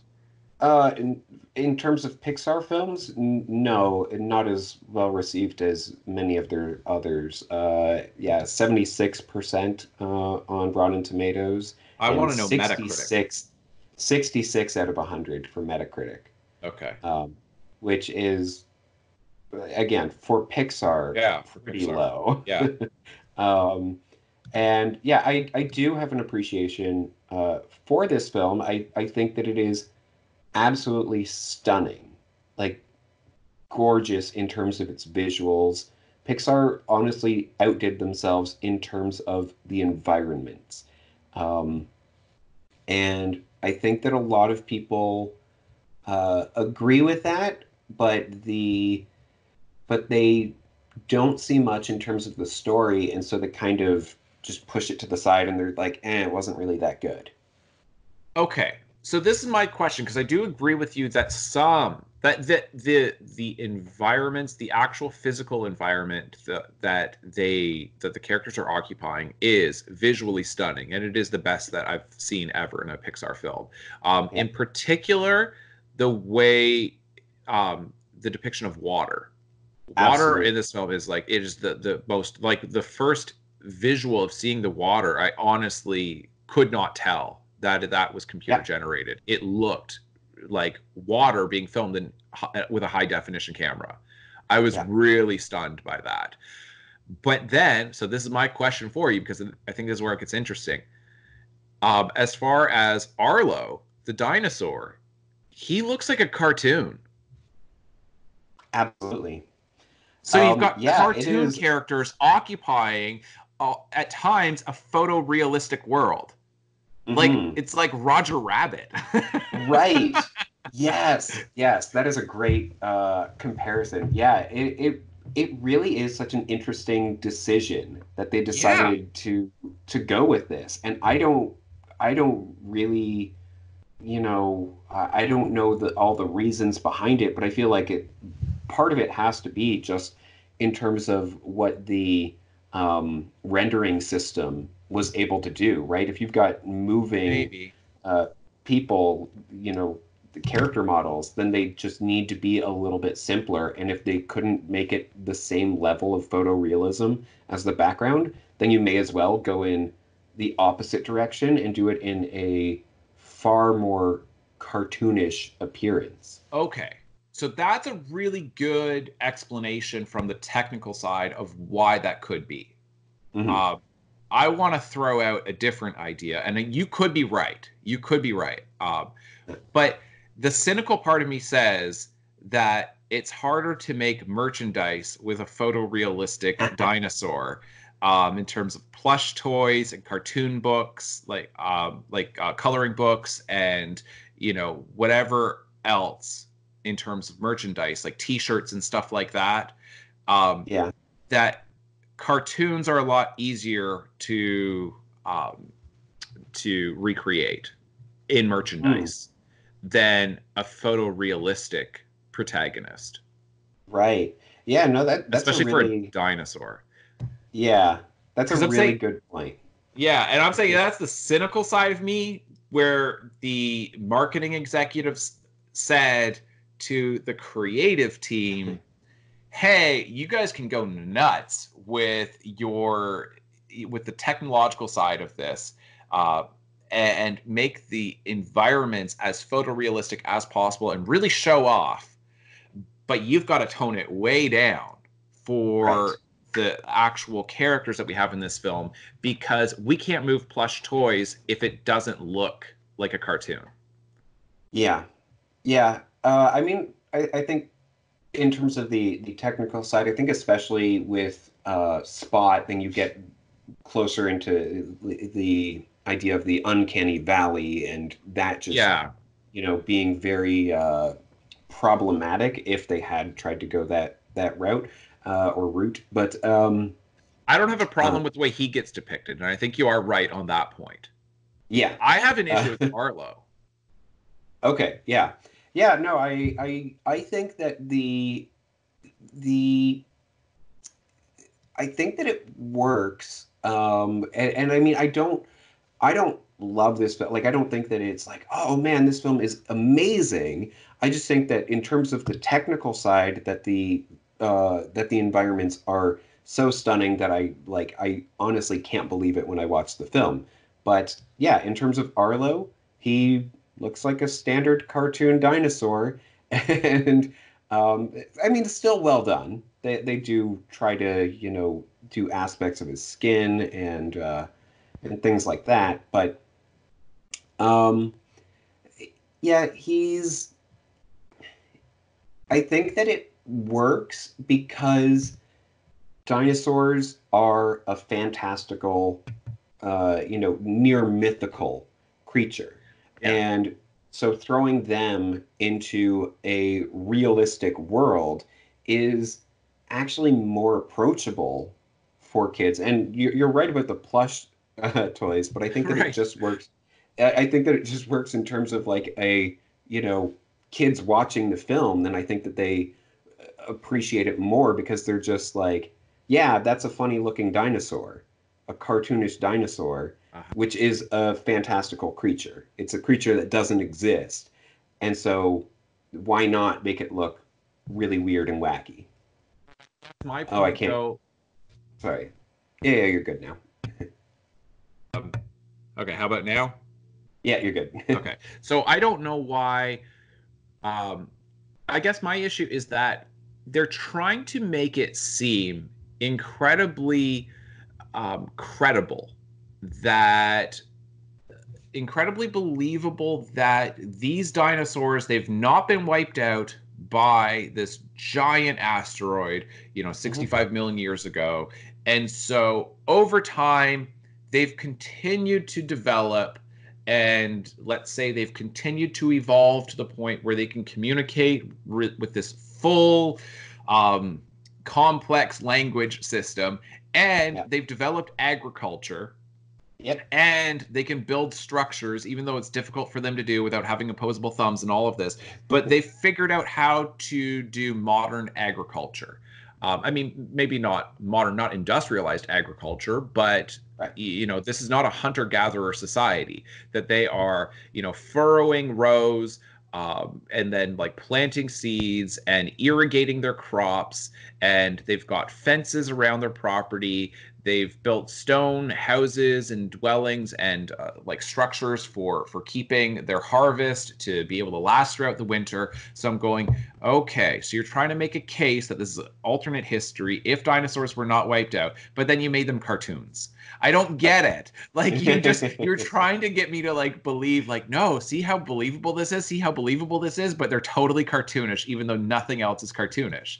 And so the incongruity of those two things seemed odd to me, and I didn't quite understand. And I do think that you are making a good case for perhaps, from a technical standpoint, then rendering these moving figures, posed challenges, and also the uncanny valley with Spot. Was that his name, Spot? Yeah. Yeah. I mean, there's that. And I know that, like, in terms of comic book studies, then they say that you want to have uh, less definition to your protagonists because they become more identifiable when they're in a crowd, where if they've just got only a couple, because if you're looking at like Tintin, then you just have to show the little, like, Right. Yeah. flip of the hair, even if it's a silhouette of him and he's running, that's Tintin. You don't mistake him for a different character. But if you Right. say, no, you really have to get into the details to understand who this character, to recognize the character, then it becomes a problem. So if you look at like Archie comics, we all know what Jughead looks like because of the crown, right? Yeah. So no matter how you draw him, we know he's the dude with the crown. Um, Yeah. so with this, I wonder if that was part of it from a Right. creative standpoint. But if anything, I would say it would make more sense to me to pull back on everything else then in terms of detail. So Mm. that way it wouldn't be so, you wouldn't have that incongruity. Right. Yeah, yeah, no, I think that that is a fair criticism. It is a very interesting decision that they Yeah, made. it is. Um, and I do like, I like talking about it, and I don't know, if I really think that it works as well as they had hoped. And I mean, Right. this film also did have um, some difficulties. I know that uh, I believe they changed directors at Mm, one point because they just weren't happy with the direction that it was going. And I don't know what that yeah. means exactly, but yeah, for whatever reason, then they needed to, or they felt the need to change directors in order to make this film work in one Right. way or another. So, Yeah.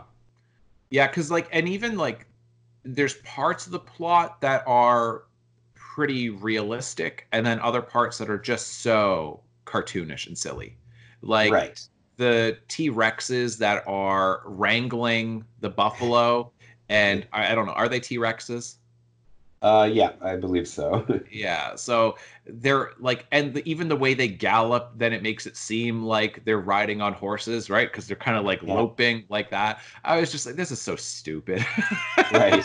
Yeah. Like, oh, okay, they're wrangling these things. Got it. Like Yeah, that, it would have worked better if the entire thing felt more cartoonish.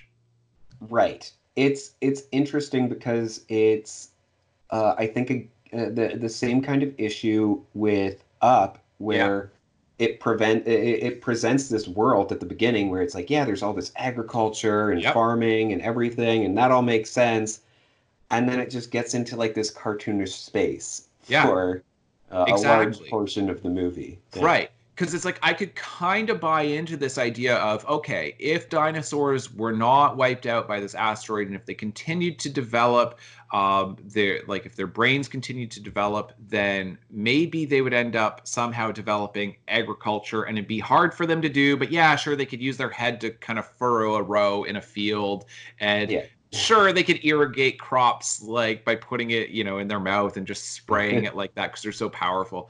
Oh, okay, I guess. But yeah, then it kind yeah, of falls apart.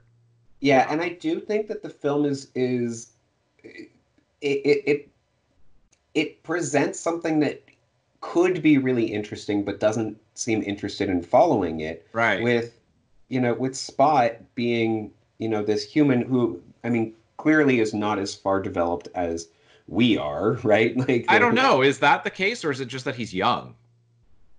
uh, yeah, I mean, I don't know, because like it has been, millions of years since the They did 65 not. million Yeah, billion they years didn't give a ago. So, specific date. So I'm like, is this supposed to be an early hominid, or is this supposed to be a Homo sapien? right. Yeah. And yeah, so I'm not quite sure, but I think that it's interesting to look at it and see, potentially humans are starting to develop this uh, the reputation that we now have of, being more or less conquerors of other species and domains, right? Yeah. Yeah. And coming up uh, to be a nuisance for the dinosaurs. And I think that that would actually be really, really interesting if the story was more focused or more interested in that. Yes. Yes. Because it presents the question, but then it doesn't really explore it too far. Yeah, it's like, oh yeah, the humans are the critters that the Yeah. dinosaurs, which are the, at this point, more evolved species, Yes. Yes. are annoyed by, right? They're just like, Yes. those stupid little things. But we know that humans are going to develop beyond where the dinosaurs are. But this is As alternate history. So right, yeah. But it's still just, yeah, it would be interesting to see, how humans are starting to be more of a nuisance to the dinosaurs. And, that would have been a you know, much more interesting question. Instead, it agreed. ends up being just like a knockoff version of the Incredible Journey. Right, yes. Like, because it's the Incredible Journey is, I think, more enjoyable than as far as that story than the Good Dinosaur, and Yeah, as far as the loss of his father in this accident and trying to become the man that his father wants him to be. I think it's much better done in The Lion King. right. Yeah. So then I'm like, the two things that you're ultimately doing, and they did present this question. They offered it up of if dinosaurs, and I thought that's where the film was going because I didn't know anything about the movie. I really thought Right. that was because you're right. They presented this to us. They said, here's Yeah. an interesting question. What if dinosaurs didn't go extinct and then they end up living side by side with human beings? And this is not a Jurassic Park, you know, Yeah. universe where we brought them back into the human universe where we've already developed. What if we were all like living simultaneously and human beings are developing, but dinosaurs have developed a lot, and then Yeah. those two trying to coexist, and they're like, interesting. They're like, never mind. It's just going to be an Yeah. adventure story of him wandering around, and then like he meets like a couple like quirky characters along the way, and a couple Yeah. threatening characters, but like yeah, it doesn't explore that question. Absolutely. I'm like, why'd you bring up such an interesting thing only to abandon Yes. it? Yeah. Yeah. So yeah, I think that it's really sad because I think that there would be that this could potentially be a really great sequel opportunity, but that they'll never pursue it because it did so poorly, and just yeah, because Yeah. I mean it should have been the story of the first film, but if it wasn't, then at the very least, like make that a sequel or something. But it's just Yeah. no, it's not going to happen. Right. Um, yeah. Um, okay, can we move on? Yeah. Okay, so the next film then is uh Finding Dory. yeah, Finding Dory from 2016. Yeah. So I think that I don't know about your thoughts on this, but as far as sequels go, this is terrific. This is, one of the best sequels that Pixar has done. Yeah. Yeah, it is. I like that it switches the focus to a different character that makes it feel. It makes it feel like its own film, its own story, Yeah, while still, having all those familiar characters that we love from the first one. Yeah. yeah, I have some issues with them, causing the whole car wreck and everything on the highway. It's like, hmm oh, all right, like the otters and everything. I'm like, okay, again, getting into that cartoonish territory. yeah, And I mean, like the film already wasn't, the most realistic, but it was still, I don't know. That was just like a moment where I'm just like, all right then. yeah. Yeah, I don't really have a lot to say about Finding Dory.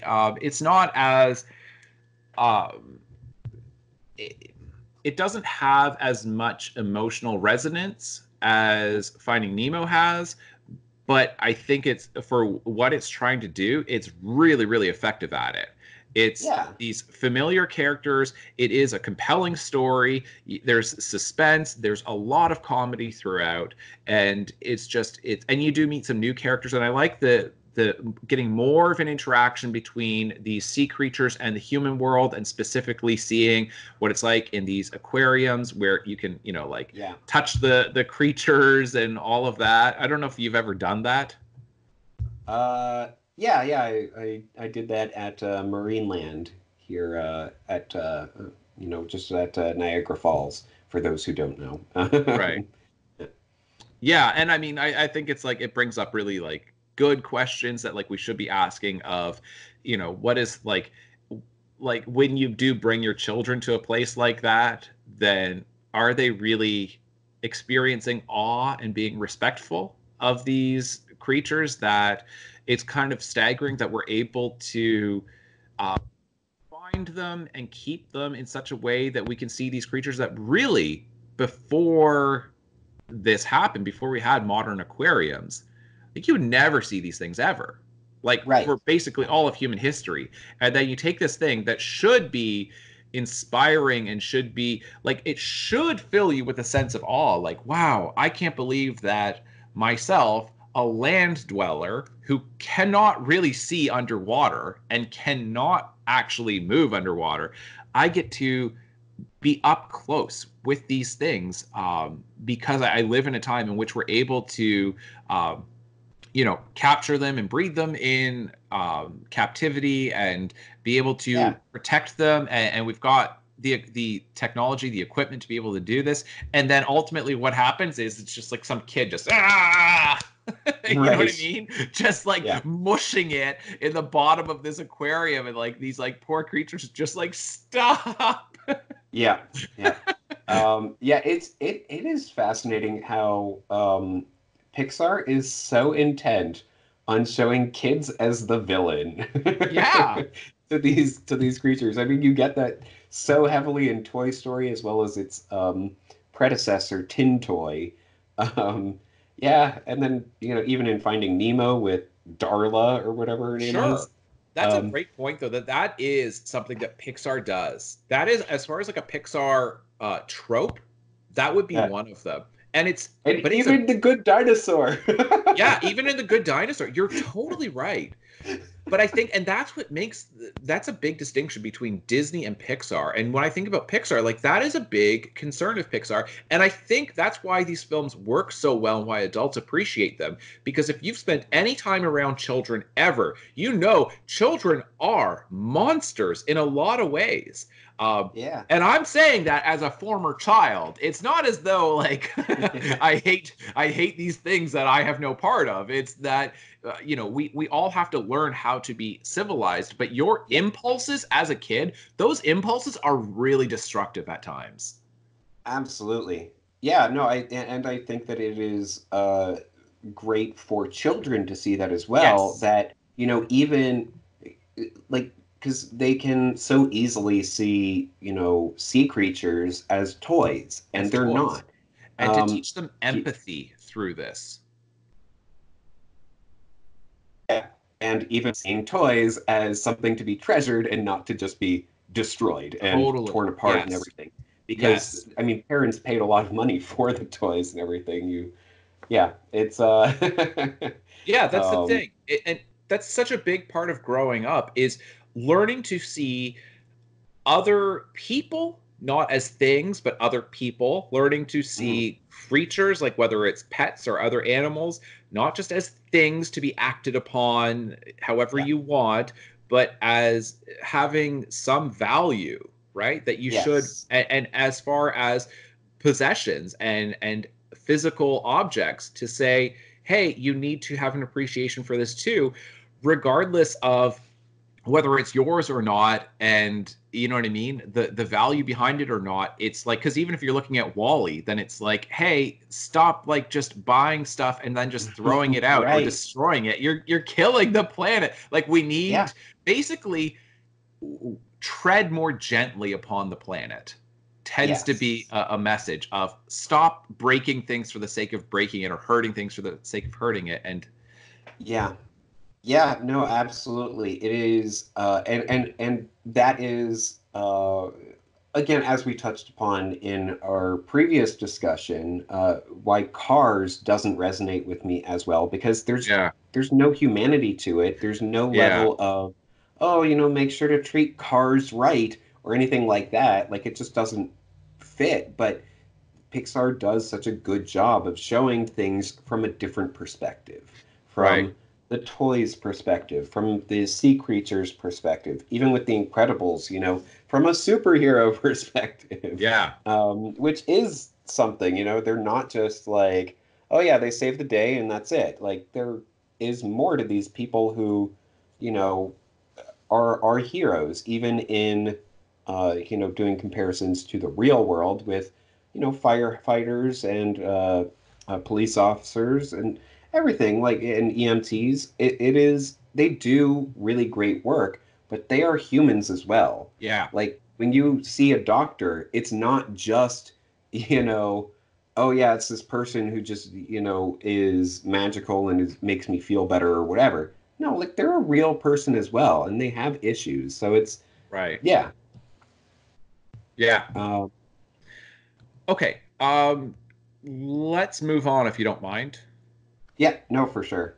I Can know this you is going fairly long. Yeah, I mean we could even potentially split this like after the fact. Right. Yeah, that's true. Uh, Um, yeah, but we but basically only have two more to go. Cars 3 is, I mean, I'm not much of a fan of it. It didn't do well. You have not seen it, correct? no, I haven't seen it. Yeah, I mean, it's better than Cars 2. Oh, Um, okay. uh, because this one is about Lightning McQueen again and about him being retired and having to train a new um, generation of racers and deal with, well, not train them per se, but I mean to some degree, but really just coexisting with these souped up, technologically superior vehicles. And, as the old racer, then how does he cope with that?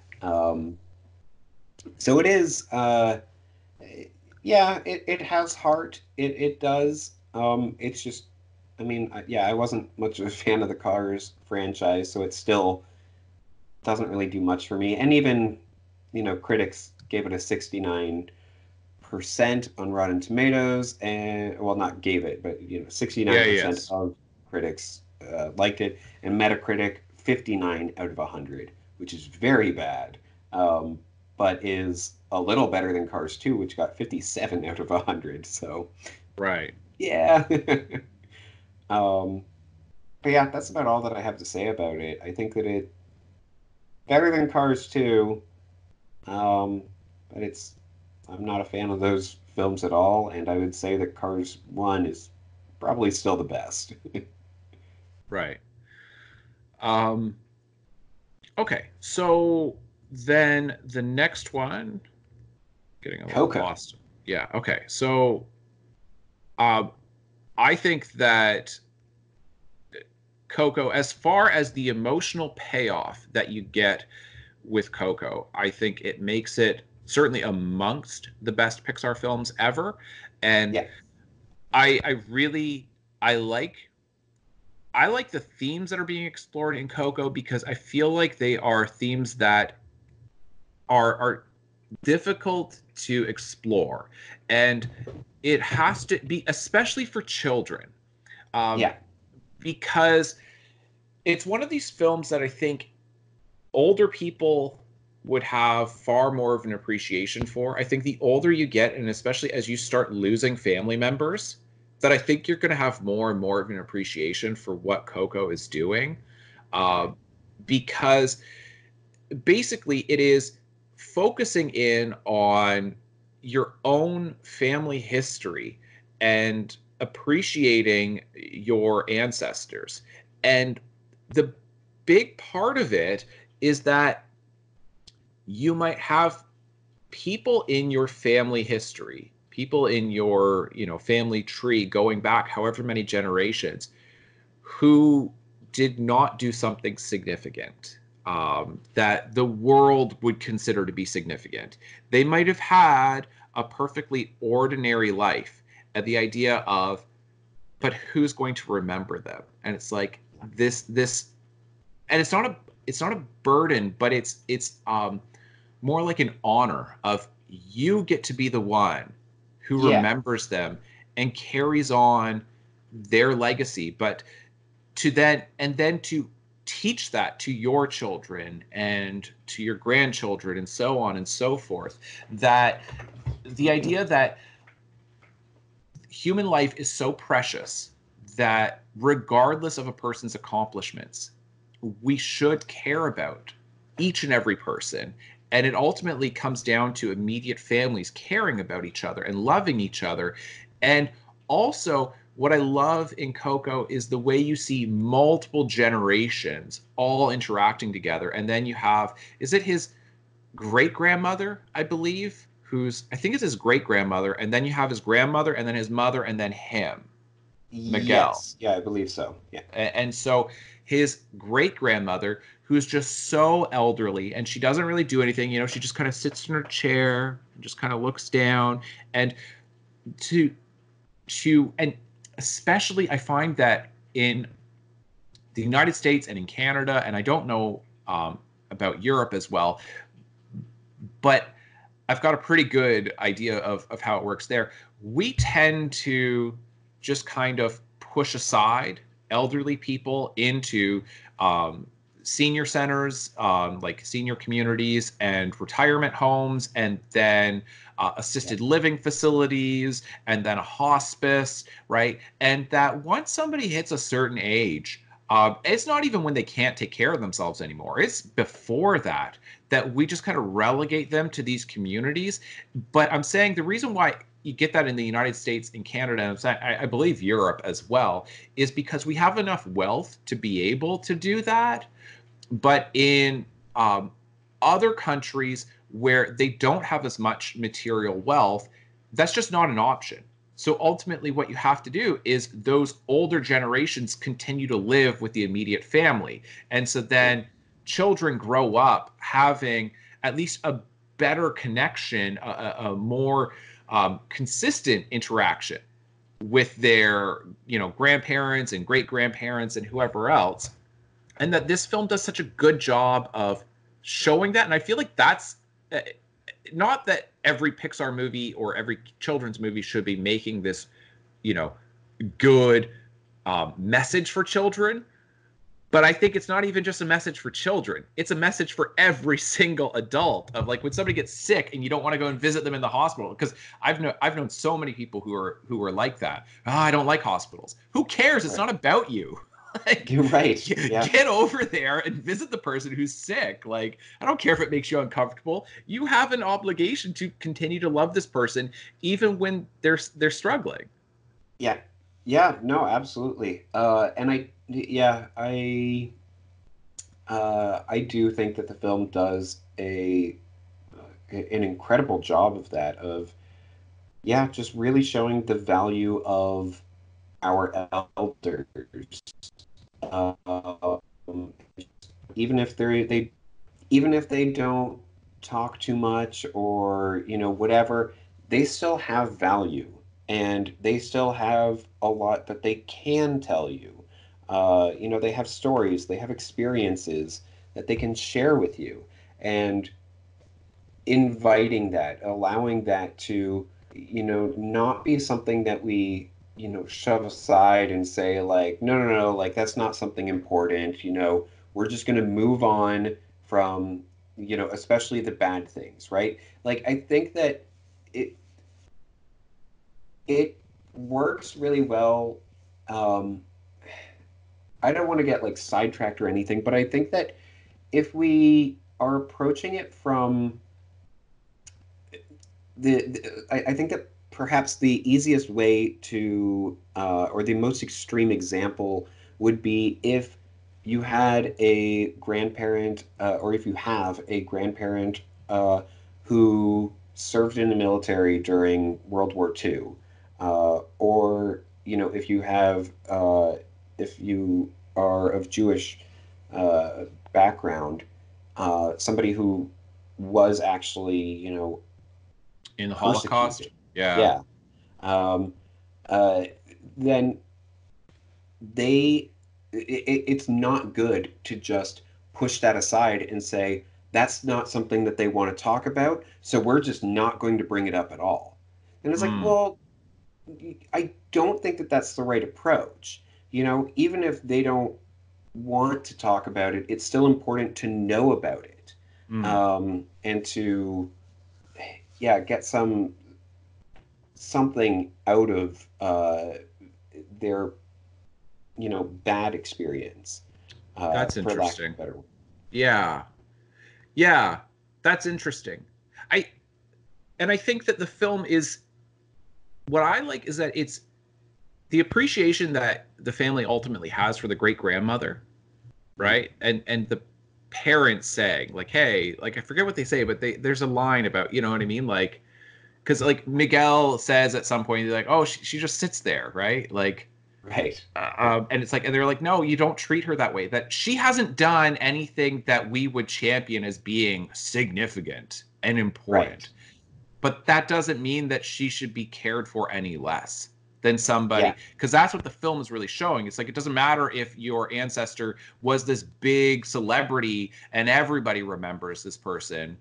Right. or whether they were completely obscure and they didn't do anything that the world considered to be significant. It doesn't matter. It's our job to love them and to Yeah. think about them and talk about them no matter what they did. Um, Yeah.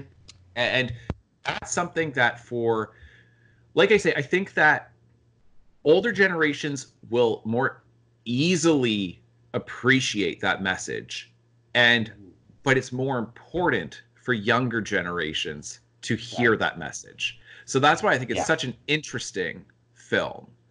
um, Hmm. and then and then, like, when Miguel, I think obviously the scene, and we talked about it earlier, but when Miguel plays the song, I think it's Remember Me, and then his great grandmother, then she comes to life again. She revives from this, and from hearing it, and then she says something like Papa, right? And it is one of the most beautiful moments I've ever seen in film, because it shows that even though she is elderly and her father is forgotten, and nobody else on earth holds that memory but her.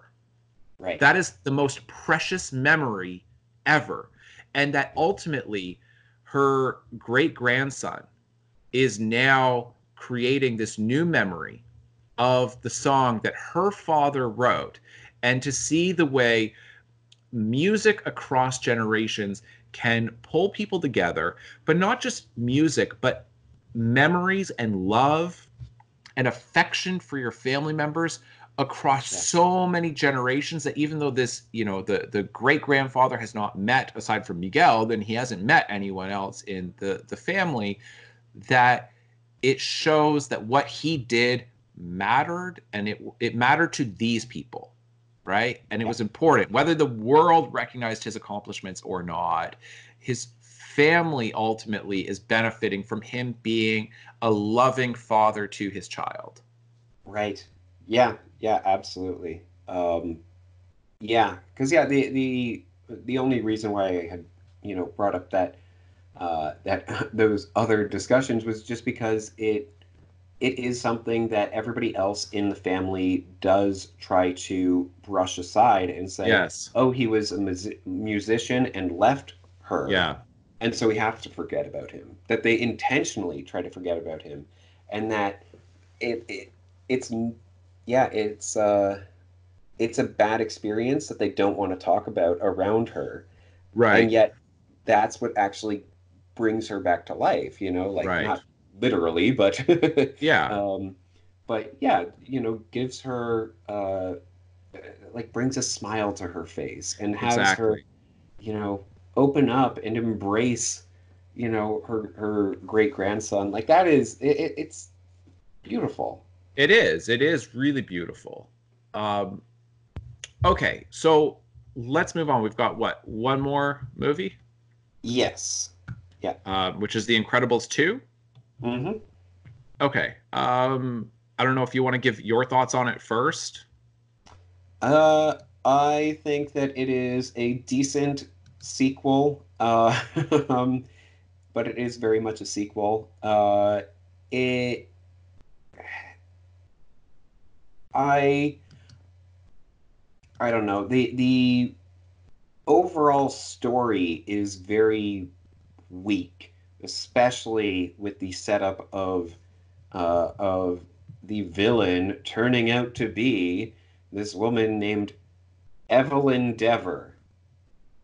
Like Yeah.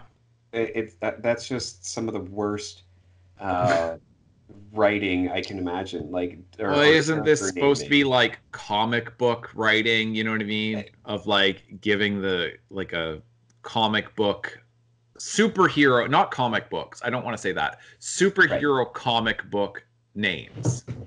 It would work if it wasn't supposed to be this big reveal Yeah. most of the way through the film, because I think that like I guess that would be like third act reveal, right?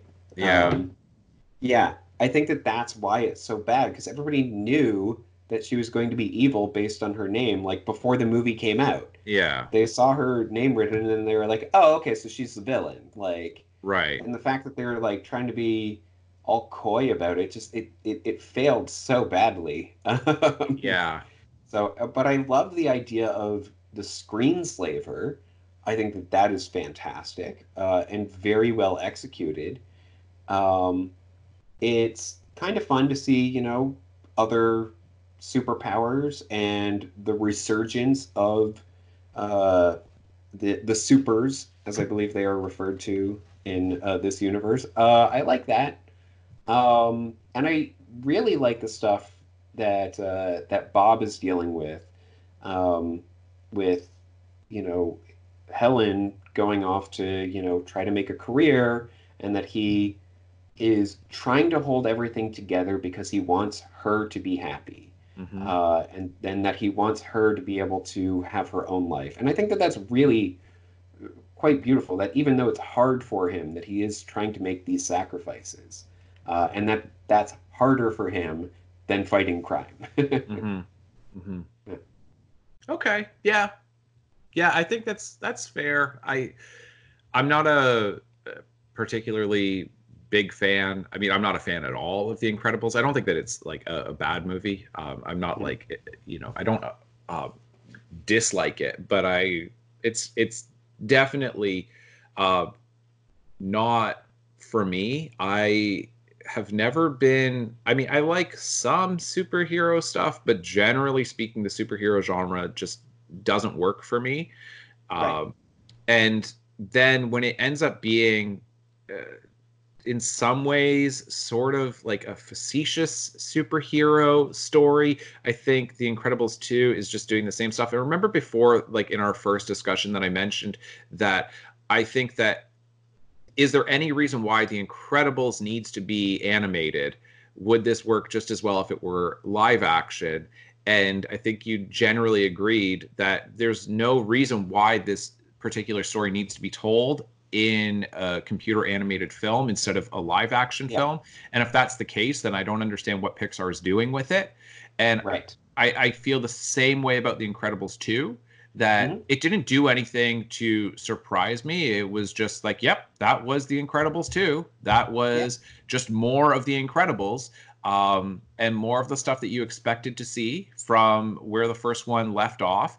And so a lot of my thoughts on it remain the same, that I'm not really, I find that a lot of like action in, like, to me, in something like The Incredibles 2, because you get these like long sequences of like this destruction of the city with the chasing that like runaway train and all of that, right? That is Yeah. like, it's like we're supposed to be blown away by the special effects of this. And I'm like, but the entire thing is special effects. Like, Right. I'm not Yeah. blown away by the visuals of this. Like, I was more impressed with the visuals in The Good Dinosaur than I was in The Incredibles 2. And I'm like, Absolutely.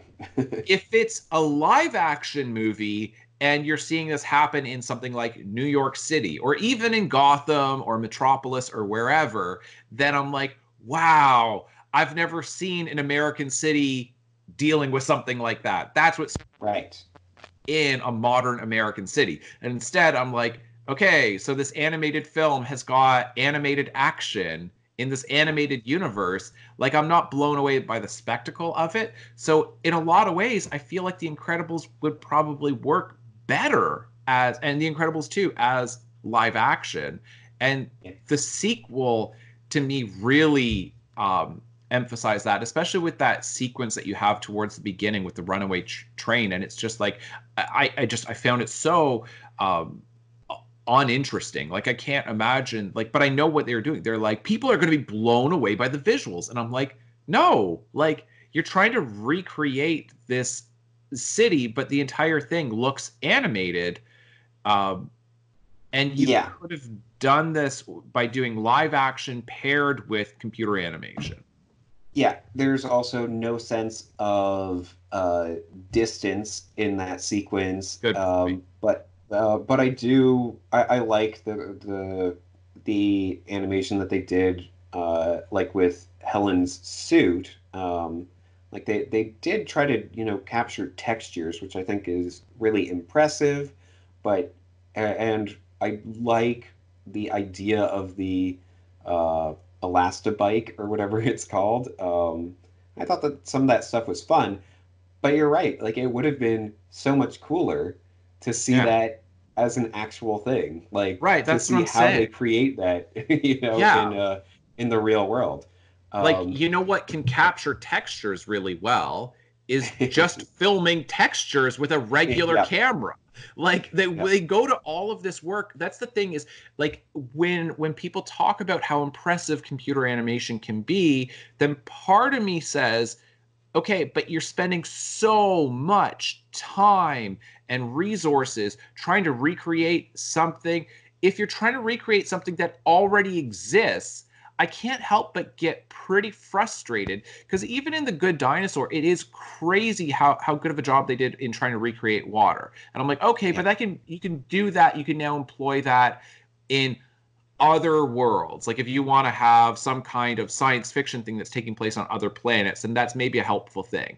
But trying to put all of this attention into like photorealism of like clothing or an American city, that I'm like, or just film an American city, just yeah. film actual clothing, and you can like, why are you trying to do this? Put all of this attention. I'm saying I have nothing against computer animation. I have nothing against animation. I have nothing against special effects. But if they're just trying to recreate stuff that doesn't need to be recreated, right? If you're Yeah. putting it into a completely fantastical universe that does not exist in the real world, like if you're looking at something like Game of Thrones and you want to show this like 700-foot ice wall, well, we don't have a 700-foot ice wall. So you probably need to use some kind of really impressive special effects and computer generated imagery to achieve that. But if you're saying, look at this American city, then I'm like, yeah, we already have those. Like you could just Right. film it. Yeah. Yeah. No, you did a great job in the last podcast of explaining that and honestly convincing me that, yeah, both The Incredibles and The Incredibles 2 would be equal, if not better, in live action. Uh, yeah, so I don't have much to say regarding that. Right. I don't want us to, Yeah, yeah. rehash a previous discussion.